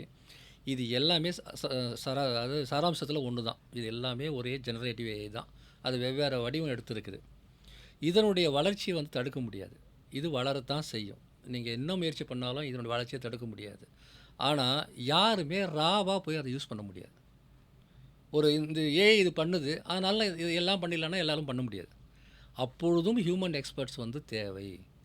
அந்த ஒரு நல்ல ஒரு டிசைனர் தான் ஏஐ பயன்படுத்தியும் நல்லா டிசைன் பண்ண முடியும். ஒரு நல்ல ஒரு ரைட்டர் தான் ஏஐ டிசைன் பண்ணியும் நல்லா எழுத முடியும். ஆனால் நம்ம இன்ஃபார்முலாக பண்ணுறதுக்கு வந்து அவங்க தேவையில்லை. இன்ஃபார்முலாக பண்ணுறதுக்கு என்றைக்குமே தேவையில்லை எக்ஸ்பர்ட்ஸ். பட் ஃபார்முலா பண்ணணுன்னா நிச்சயமாக வேணும். இப்போ அவங்களுக்கான தேவைகள் என்னங்கிறத கண்டுபிடிச்சி அதை ஒவ்வொன்றா ஆட் பண்ணணும். முதல்ல ட்ரான்ஸ்லேஷன், அப்புறம் ஏஐ ரைட்டிங், அப்புறம் டிசைன், அப்புறம் டெக்ஸ்ட் டு ஸ்பீச், அப்புறம் ஸ்பீச் டு டெக்ஸ்ட். இது ஒவ்வொரு ஃபீச்சராக ஆட் பண்ணி இன்னொன்று எங்களுக்கு புரிஞ்சது. ஒரு காலத்தில் இதெல்லாம் தனித்தனி ஸ்கில்லாக அறியப்பட்டது. அல்லது இதை கிரியேட் பண்ணுற முறை வந்து தனித்தனியாக. டிசைன் பண்ணணுமா கேன்வாக்கு போ, இது ஸ்பீச்சுக்கு வேணுமா 11 லேப்ஸ் போ, ரைட்டிங் வேணுமா வந்து copy.ai போ, ட்ரான்ஸ்லேஷன் வேணுமா அது வேறு ஒன்றுக்கு போ அப்படின்ற மாதிரி தனித்தனியே இருந்தது. பட் ஏஐ அதை உடச்சிருச்சு. அப்போ நாங்கள் என்ன ஐடென்டிஃபை பண்ணோம்னா, இனி இன்டகிரேட்டடாக தான் கான்டென்ட் ஜெனரேஷனே இருக்கும். ரைட்டிங், ட்ரான்ஸ்லேஷன், டிசைனிங் இதெல்லாம் தனித்தனி கிடையாது, இதெல்லாம் ஒன்று தான் அப்படின்னு ஒரு கான்செப்டை வந்து கொண்டு வந்து we call it as fall of walls between writing and translation, wall between writing and designing. ஏன்னா நீங்கள் இப்போ டெக்ஸ்ட் எழுதுனாவே படம் கிரியேட் ஆகிடுதில்ல, அதே போல் வந்து டெக்ஸ்ட் அண்ட் வாய்ஸ் இதெல்லாம் போயிடுச்சு. இதையெல்லாம் இன்டகிரேட் பண்ணி வந்து ஒரு unified content, but multilingual content again. இது அத்தனையும் மல்டிலிங்குவலாகவே இருக்கணும். இந்த மாதிரி அந்த ஃபார்மெட்டுக்கு மாற்றி அதை வந்து புரிய வைக்கிறது எங்களுக்கு 3 வருஷத்துக்கு மேலே ஆச்சு. ஆனால் இன்றைக்கி வந்து அதுக்கு ஒரு இண்டஸ்ட்ரியில் வந்து அதை சீரியஸாக எடுத்துக்கிறாங்க. ஆனால் ஆரம்பத்தில் வந்து பயங்கர கன்ஃபியூஷனாக இருக்குன்னு தான் எல்லோரும் சொன்னாங்க. பட் நான் ஒரு விதத்தில் உறுதியாக நம்பினேன். ஏஐயுடைய ஜேர்னி இப்படி தான் இருக்கும். It will be always multilingual and multi modal. அதனால் நீங்கள் வந்து பழைய பிரச்சனைகளுக்கெல்லாம் சொல்யூஷன் கண்டுபிடிக்கக்கூடாது. ஏஐ பற்றி நான் ஒரு விஷயத்தை மட்டும் நான் சொல்கிறேங்க, அது ஏஐயுடைய எல்லா துறைகளுக்கும் பொருந்தும். நீங்கள் பழைய பிரச்சனைக்கு சொல்யூஷன் கண்டுபிடிக்க முயற்சி பண்ணீங்கன்னா ஏஐயில் தோற்று போயிடுவீங்க. ஏஐ வந்து புதுசாக ஒரு ஆப்பர்ச்சுனிட்டி கொடுக்குது. உதாரணத்துக்கு இது ட்ரான்ஸ்லேஷன் வச்சுக்கங்க. ட்ரான்ஸ்லேஷன் ஏற்கனவே வந்து ட்ரான்ஸ்லேட் பண்ணுறோம், ஒரு நாளைக்கு 3000 வேர்டு பண்ண முடியுது. ஏஐ வந்து ஒரு 5 நிமிஷத்தில் எல்லா வேலையும் முடிச்சிருது. அதனால் இது பெட்டர் நீங்கள் நினச்சிங்கன்னா அது ஏஐயுடைய வாய்ப்பு அல்ல. மாறாக இதுக்கு முன்னாடி வந்து மொழி தடையால் என்னால் ஒரு மொழியில் தான் ஒரு புக் பப்ளிஷர் வச்சுக்கங்களேன், எனக்கு மொழி பிரச்சனை இருக்குது, ஒரு மொழிக்குள்ளே தான் நான் யோசிக்க முடிஞ்சது. எனவே என்னுடைய மொழியில் மட்டும்தான் நான் போடக்கூடிய நிலையில் இருந்தேன். இல்லை என் மொழியில் மட்டும்தான் நான் சினிமா எடுக்கக்கூடிய நிலையில் இருந்தேன். இல்லை என் மொழியில் தான் இந்த மாதிரி பாட்காஸ்ட்டை நான் வந்து பேசுகிறேன். ஆனால் ஏஐ வந்து அது 100 டைம்ஸ் வந்து வித்தின் செகண்ட் பண்ண முடியும்னு சொல்லும்போது உங்கள் பிஸ்னஸ் மைண்டும் மாறிடணும். இப்போ நான் வந்து இங்கிலீஷ் டு தமிழுக்கு ஏஐ பயன்படுத்த பற்றி யோசிக்கக்கூடாது. நான் ஒரு கண்டென்ட் வச்சுருக்கிறேன், அது ரொம்ப இன்ட்ரெஸ்டிங்கான ஒரு கண்டென்ட். இப்போ சித்த மருத்துவம்னு வச்சுங்களேன், சித்த மருத்துவம்னு ஒரு கண்டென்ட் என்கிட்ட இருக்குது. வந்து நேச்சுரல் வாழ்க்கைக்கும் இயற்கைக்குமான உறவை பற்றி நான் வந்து ஒரு எக்ஸ்பர்ட். அப்போ இந்த உலகத்தில் இருக்கிற 100 மொழிக்காரங்களும் தெரிஞ்சுக்கிறதுக்கு நான் யோசிக்கணும். என்னுடைய பழைய பிரச்சனையை வந்து பார்த்தோம்னா நான் அதே வேலையை பெட்டராக பண்ணுறது தான் ஏஐ யூஸ் பண்ணுவேன். ஒரு மாதத்தில் பண்ணுறது ஒரு 4 நாளில் பண்ணலான்னு நான் யோசிப்பேன். அதே தான் பிஸ்னஸில், இப்போ இதில் உங்களுக்கு சோஷியல் லைஃப்பில், ஹெல்த் கேரில், டிரான்ஸ்போர்ட்டில், ஷிப்பிங்கில், லாஜிஸ்டிக்ஸில் எல்லாத்துலேயுமே பழைய பிரச்சனைக்கு சொல்யூஷன் கண்டுபிடிக்கிறதுக்கு ஏஐ பயன்படுத்தாதீங்க. ஏஐ வந்து புதுசாக ஒரு ஆப்பர்ச்சுனிட்டி கொடுத்துருக்கு. அந்த ஆப்பர்ச்சுனிட்டி கண்டுபிடிச்சி நம்ம இந்த நாலேஜை பயன்படுத்தி அதுக்குள்ளே ஏறி உக்காரணும். இந்த ப்ராசஸ் தாங்க 4 வருஷமாக நடந்தது எங்கள் கம்பெனியில். ஓகே. இப்போது உங்கள் இந்த ஐலேசா ப்ராடக்டை நீங்கள் ஒரு சேல்ஸ் பிச் மாதிரி சொன்னீங்கன்னா உங்களுடைய பொட்டென்ஷியல் கிளையண்ட்ஸ் யார், அவங்களுக்கு இது என்ன வேலையை பார்க்கும்? Anybody who creates content. Ailesa is multilingual content creation tool, வேறு ஒன்றும் கிடையாது. ரொம்ப சிம்பிள். கான்டென்ட் கிரியேஷனில் it includes writing, translation, design, text, audio. இது எல்லாமே ஒரே இடத்துல இருக்கும். நீங்கள் ஒரு மார்க்கெட்டிங் கேம்பெயின் பண்ணணும், இல்லை வந்து நீங்கள் வந்து ஒரு பப்ளிஷராக இருக்கிறீங்க, இல்லை ஒரு எஜுகேஷன் இன்ஸ்டியூட்டாக இருக்கிறீங்க, கவர்மெண்ட்டாக இருக்கிறீங்க, எது வேணால் உங்களுக்கு கண்டென்ட் க்ரியேட் பண்ணுவீங்க இல்லையா, அது அத்தனையும் ஒரே இடத்துல நீங்கள் ஏஐ பயன்படுத்தி முடிச்சுட்டு அந்த கண்டென்ட் மேனேஜ்மெண்ட்டையும் அங்கேயே பண்ணிவிட்டு நீங்கள் அதை முடிக்கலாம். அதுதான், அதாவது 100 தனித்தனி டூல்ஸை வச்சு வெவ்வேறு இடங்களில் போய்ட்டு அலையாமல் ஒரே இடத்துல யூனிஃபைடாக இதை முடிக்கலாம். ரெண்டாவது, ஏஐ லேர்ன்ஸ் ஃப்ரம் யூ. நீங்கள் என்ன டெவலப் பண்ணுறீங்களோ அதை லேர்ன் பண்ணிக்கிட்டே இருக்குது. அப்போ நாளைக்கு மேலே போக போக வந்து your own original content will be created out of AI. அதுக்கும் அந்த சிஸ்டம் தான் வரும். ஒரே வார்த்தையில் சொல்ல போனால் எந்த குழப்பமும் கிடையாது. அது ஒரு கண்டென்ட் கிரியேஷன் டூல். என்ன ஸ்பெஷாலிட்டின்னா இந்த கண்டென்ட் எல்லாமே மல்டிலிங்குவலாகவும் பண்ண முடியும், மல்டி மோடலாகவும் பண்ண முடியும். மல்டி மோடல்னால் டெக்ஸ்ட்டு, வாய்ஸு, இமேஜ், அப்படி வெவ்வேறு மீடியா. மல்டிலிங்குவல்னால் நீங்கள் வந்து ஒரு ப்ராம்ப்டை கொடுத்து 100 மொழியில் கூட அவுட்புட் எடுத்துக்கலாம். அப்புறம் எல்லாமே எம்பர்ட் பண்ணியிருக்கிறோம். உதாரணமாக ஒரு புக்குடைய டிராஃப்ட், ஒரு நான் ஃபிக்ஷன் புக்குன்னு வச்சுங்க. இப்போ நீங்கள் வந்து ஸ்டார்ட் அப் டீமில் வந்து நிறைய விஷயங்களை வந்து மக்களுக்கு சொல்கிறீங்க. நீங்களோ அல்லது உங்கள் நிறுவனத்தில் இருக்கிற ஒருத்தரோ ஸ்டார்ட் அப் கம்பெனியுடைய ஃபினான்ஷியல் டிசிப்ளின் எப்படி இருக்கணும் அப்படின்னு ஒரு புத்தகம் எழுதணும்னு நினைக்கிறீங்க வச்சுங்களேன். அதனுடைய டிராஃப்டை க்ரியேட் பண்ணுறதுக்கு ஐலேசாவில் 5 நிமிஷம் கூட ஆகாது. 10 சாப்டரோட ஒரு டிராஃப்டை க்ரியேட் பண்ணுறதுக்கு 5 நிமிஷம் கூட ஆகாது. அதை நீங்கள் மேலே இம்ப்ரூவ் பண்ணுறதுக்கான எல்லா டூல்ஸும் அதுக்குள்ளவே இருக்கும். அப்புறம் 1 கிளிக்கில் ட்ரான்ஸ்லேட் பண்ணிடலாம், இன்னொரு கிளிக்கில் அது ஆடியோ புக்காக மாற்றிடலாம். Oh this is call multilingual multimodal. ஒரு பெரிய புக்கே நான் சொல்கிறேன். ஓகே, இது ஒரு நல்ல யூஸ் கேஸ். இது மாதிரி இன்னும் ஒன்று ரெண்டு யூஸ் கேஸ். இப்போ நான் ஸ்டார்ட் அப்ஸ்க்கு சொல்கிறேன். அதில் வந்து ஸ்டார்ட் அப்ஸ்க்கு வந்து அவங்களுடைய கம்பெனிக்கு பேரை செலக்ட் பண்ணுறதுலேருந்து mission statement, vision statement, business plan உட்பட எல்லாத்தையுமே க்ரியேட் பண்ணுறதுக்கு ரெடிமேடாக பட்டன்ஸ் இருக்குது. அவங்க போயிட்டு வந்து அவங்களுடைய விருப்பம் என்ன பிஸ்னஸ் பண்ண போகிறாங்க, இன்னும் சொல்ல போனால் நான் என்ன பிஸ்னஸ் பண்ணணும்னு கூட அதை கேட்கலாம், அது ஐடியா சொல்லுவோம். ஸோ நான் வந்து ஹெல்த் கேரில் இந்த பிஸ்னஸ் பண்ண போகிறேன்னு 2 லைன் சொன்னாங்கலாம், அது ரிலேட்டடான அந்த பேசிக்கான ஸ்டார்ட் அப்புக்கான கண்டென்ட்லாம் இருக்குல்ல, இதை நீங்கள் எழுதுறதுக்கு வெளியே போயிட்டு யாராவது ஒருத்தர் சேர்த்து எனக்கு ஒரு மிஷன் ஸ்டேட்மெண்ட் எழுதி கொடு, இல்லை எனக்கு பிஸ்னஸ் பிளான் எழுதி கொடுலாம் நம்ம கேட்குறோம். இது அத்தனையுமே நாங்கள் ஃப்ரீ ஃபிக்ஸ்டாக வச்சுருக்கிறோம். நீங்கள் 2 லைன் எழுதிட்டு போயிட்டு தேவையானதை கிளிக் பண்ணிங்கன்னா இட் கிரியேட்ஸ். இதை கொஞ்சம் எக்ஸ்பிளைன் பண்ணி சொல்லுங்கள். இப்போ இதே வேலையை தான் நீங்கள் ChatGPT மாதிரியான டூல்லையும் நம்ம பண்ண முடியுது. இப்போ இதில் வந்து நான் ChatGPTக்கு பதிலாக ஐலேசாவை நான் யூஸ் பண்ணும்போது என்ன ஒரு எக்ஸ்ட்ரா ஃபீச்சரோ அல்லது எக்ஸ்ட்ரா பெனிஃபிட் எனக்கு என்ன கிடைக்குது? அதாவது பர்சனல் யூஸுக்கும் ப்ரொஃபஷனல் யூஸுக்கும் உள்ள வித்தியாசம் தாங்க. இப்போ ChatGPTயில் நீங்கள் என்ன கேள்வி கேட்டாலும் அது பதில் கொடுக்கும். அதுக்கு என்ன சொல்கிறோம், அந்த கேள்வி கேட்குறத ப்ராம்ப்டிங் நம்ம சொல்கிறோம் இல்லையா, ப்ராம்ப்ட் எழுதுகிறோம். இப்போ உதாரணமாக நான் ஸோ ஒர்க்கை நான் பண்ண விரும்புகிறேன், எனக்கு வந்து ஒரு வேல்யூ ப்ரொபோசிஷன் ஸ்டேட்மெண்ட் எழுதுன்னு நீங்கள் எழுதலாம். பிரச்சனை என்னென்னா, இது இப்படி பற்றி பேசுகிறவங்க அத்தனை பேரும் அதில் எக்ஸ்பர்ட்டாக இருக்கிறவங்க அதை போய் செக் பண்ணி பார்க்குறாங்க. எனக்கு என்ன கேள்வி கேட்கணும்னு தெரியும், நான் போய் கேட்குறேன். எத்தனை பேருக்கு என்ன கேள்வி கேட்கணும்னு தெரியும்? ஒரு யங்ஸ்டர் இருக்கிறாரு, அவர் பிஸ்னஸ் பண்ணணும்னு நினைக்கிறாரு, அவருக்கு வந்து முதல்ல எல்லா கேள்விக்கும் அவர்கிட்ட கேள்வியே இருக்காது. இப்போ ஏன் வந்து ஏஐ வந்து நிறைய பேருக்கு ஒரு மயக்கத்தை கொடுக்குது, ChatGPT மயக்கத்தை கொடுக்குதுன்னா, எனக்கு தெரிஞ்சதை போய் நான் கேட்பேன், எனக்கு ஒரு பதில் வரும், நான் சாட்டிஸ்ஃபை ஆகி ஆஹா ஏஐ வந்து ChatGPT எல்லாத்துக்கும் பதில் சொல்லிடுச்சுன்னு நான் சொல்கிறேன். சரி, எனக்கு தெரியாத ஒரு டிசைன் பண்ணுறாங்க. ஒரு டிசைன் பண்ணும்போது கிரியேட் எ பியூட்டிஃபுல் விமன் அப்படின்னு சொன்னால் அது கிரியேட் பண்ணும். ஆனால் எனக்கு இந்த டெக்ஸ்சரில், இந்த கேமரா ஆங்கிளில், இல்லை வந்து இந்த ஆர்ட் ஃபார்மில், அது வந்து ஆயில் பெயிண்டிங்காக வேணுமா, இல்லை வந்து அனிமேவாக வேணுமா, அனிமேஷனாக வேணுமா, எப்படி வேணும், க்ளோஸ்அப் வேணுமா, இல்லை வந்து லாங் ஷாட்டில் வேணுமா, எதுக்கு பயன்படுத்த போகிறோங்கிற எல்லாத்தையும் கொடுத்தா தான் நீங்கள் எதிர்பார்க்குற இமேஜ் கிடைக்கும். Prompting is not easy. இவ்வளோ விஷயங்களையும் சேர்த்து வந்து கொடுக்குற ஒரு டிசைனராக தான் இருக்க முடியும், நீங்கள் கொடுக்க முடியாது. ஆமாம், அதிகபட்சம் வேறு ஒரு படத்தை போட்டு இதே மாதிரி ஒரு படத்தை கொடுக்கணுன்னா நான் கேட்கலாம். பட் அது எத்தனை முறை பண்ணுவீங்க? 1 முறை, 2 முறை. ஸோ பர்சனல் யூஸுக்கு வந்து ChatGPT மாதிரி, அதாவது ChatGPT, ஓப்பன் ஏஐ இதெல்லாம் வந்து என்ன சொல்லுவோன்னா ஃபவுண்டேஷன் மாடல்னு சொல்லுவாங்க. ஃபவுண்டேஷன் மாடல் ஓப்பன் ஏஐ, லாமா, அப்புறம் வந்து உங்களுக்கு ஆந்த்ரோபிக்கெல்லாம் வந்து என்னென்னா தே ஆர் ரா மெட்டீரியல். இன்னொரு சிம்பிளான எக்ஸாம்பிள் சொல்கிறேனே, உங்களுக்கு பசிக்குது, உங்களுக்கு பிரியாணி சாப்பிட்ணும், சிக்கன் பிரியாணி சாப்பிட்ணும், இது நோக்கம். ஆனால் உங்கள் முன்னாடி இருக்கிற ChatGPTங்கிறது வந்து என்னன்னு பார்த்தீங்கன்னா அது பாஸ்மதி ரைஸ், பக்கத்தில் சிக்கன் பீசஸ் இருக்குது, ராவாக இருக்குது.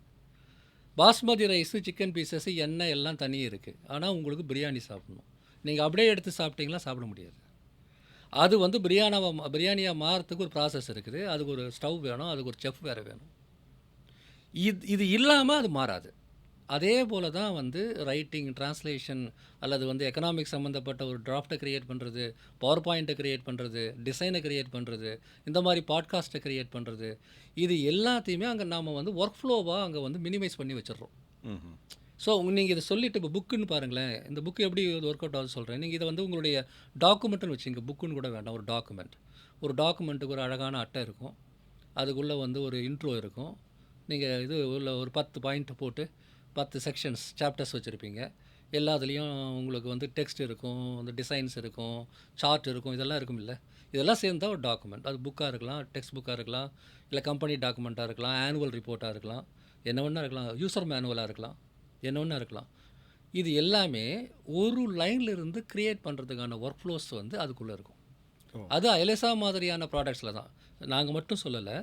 அதாவது ஃபவுண்டேஷன் மாடலுங்கிறது ரா மெட்டீரியல், அந்த ரா மெட்டீரியலுக்கு மேலே வந்து அப்ளிகேஷன்ஸாக வர்றது தான் அயலேசா மாதிரியான ப்ராடக்ட்ஸ்.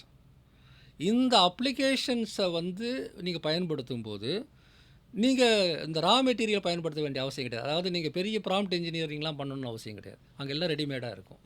ஒரு சோஷியல் மீடியா போஸ்ட், ஒரு பிளாக், ஒரு புக்கு, இல்லை வந்து நான் சொன்ன மாதிரி வந்து ஒரு மிஷன் ஸ்டேட்மெண்ட், இது எல்லாமே முன்னாடியே நாங்கள் ஃபிக்ஸ் பண்ணி வச்சுருப்போம். ஒரு டெக்ஸ்ட், ஒரு லைன் வருது, நீங்கள் எழுதுறீங்க, அதை எழுதிட்ட பிறகு பக்கத்தில் பார்த்தீங்கன்னா கண்டென்ட் பில்டர்ஸ்ன்னு நாங்கள் ஒரு செட் ஆஃப் ஒரு 20 டூல்ஸ் வச்சுருக்கிறோம். அந்த டெக்ஸ்ட்டை வந்து நீங்கள் செலக்ட் பண்ணிவிட்டு you can expand, you can make examples for them. அப்புறம் அந்த சென்டென்ஸை கேட்டுட்டு ஒய்ன்னு ஒரு கேள்வி கேட்கலாம். அந்த சென்டென்ஸில் ஒரு வேர்டு மட்டும் எடுத்துகிட்டு வந்துட்டு கிவ் எக்ஸாம்பிள்ஸ்னு கேட்கலாம், ஹவுன்னு கேட்கலாம், வென் வேர்னு கொஷின்ஸ்லாம் கேட்டிங்கன்னா அந்த சென்டென்ஸ் பெருசாகிட்டே வரும். ஒரு பாயிண்டில் தொடங்கி உங்கள் மைண்டில் இருக்கிறத நீங்கள் அப்ளை பண்ணிக்கிட்டே வரணும். இது எல்லாத்தையும் சாட் ஜிபிடியில் நீங்கள் பண்ணணும்னா நீங்கள் முன்னாடி எக்ஸ்பர்ட்டாக இருக்கணும். Again right. இப்போ தான் அந்த அதான். ப்ராம்ப்ட் இன்ஜினியரிங்க்கே இப்போ தனி கோர்சஸ் எல்லாம் ஆமாம், வருது. அந்த அதில் இருக்கிற ப்ராம்ப்ட்ஸ் எல்லாம் இதுக்குள்ளே நாங்கள் வந்து ஓகே, நீங்கள் வந்து சிம்பிளாக அந்த ஈஸி டு யூஸ் பட்டனாக மாற்றிட்டோம். ஓகே, ப்ராம்ப்ட் இன்ஜினியரிங்கை வந்து நீங்கள் ரொம்ப சிம்பிளிஃபை பண்ணி எஸ், ஒரு சாதாரண ஒரு பர்சன் கூட வந்து நீங்கள் யூஸ் பண்ணுற மாதிரி பண்ணலாம் வந்து இதில் கொண்டு வந்துடுறீங்க. ஸோ இது வந்து ஒரு சாட் ஜிபிடி மாதிரியான ஃபவுண்டேஷன் லேயருக்கு நாங்களும் அதே top chat of GPT that. தான் யூஸ் பண்ணுறோம். அதில் எந்த சந்தேகமும் ஆமாம். கிடையாது. அண்டர்லைங் வந்து உலகத்தில் வந்து 4 ஓஎஸ் மாதிரி தாங்க எல்லாரும். ஓஎஸுக்கும் அப்ளிகேஷன் உள்ள வித்தியாசம் தான். சாட் ஜிபிடி ஆந்த்ரோபிக்கெல்லாம் வந்து ஓஎஸ் மாதிரி, அதெல்லாம் வந்து ஃபவுண்டேஷன். அதை வச்சு தான் நாங்கள் பில்ட் பண்ணுறோம். ஆனால் உங்களுக்கு நம்ம என்ன செய்கிறோன்னா வெறும் பச்சரிசி இது பாஸ்மதி அரிசி கொடுக்காம பிரியாணியாக கொடுக்குறோம். அப்படியே எடுத்து சாப்பிடுப்பா, ரெடி டு யூஸ். இந்த ரெடி டு யூஸ் தான் ஒர்க் ஃப்ளோன்னு இன்னொரு பேர் வைக்கிறோம் நம்ம, இல்லையா?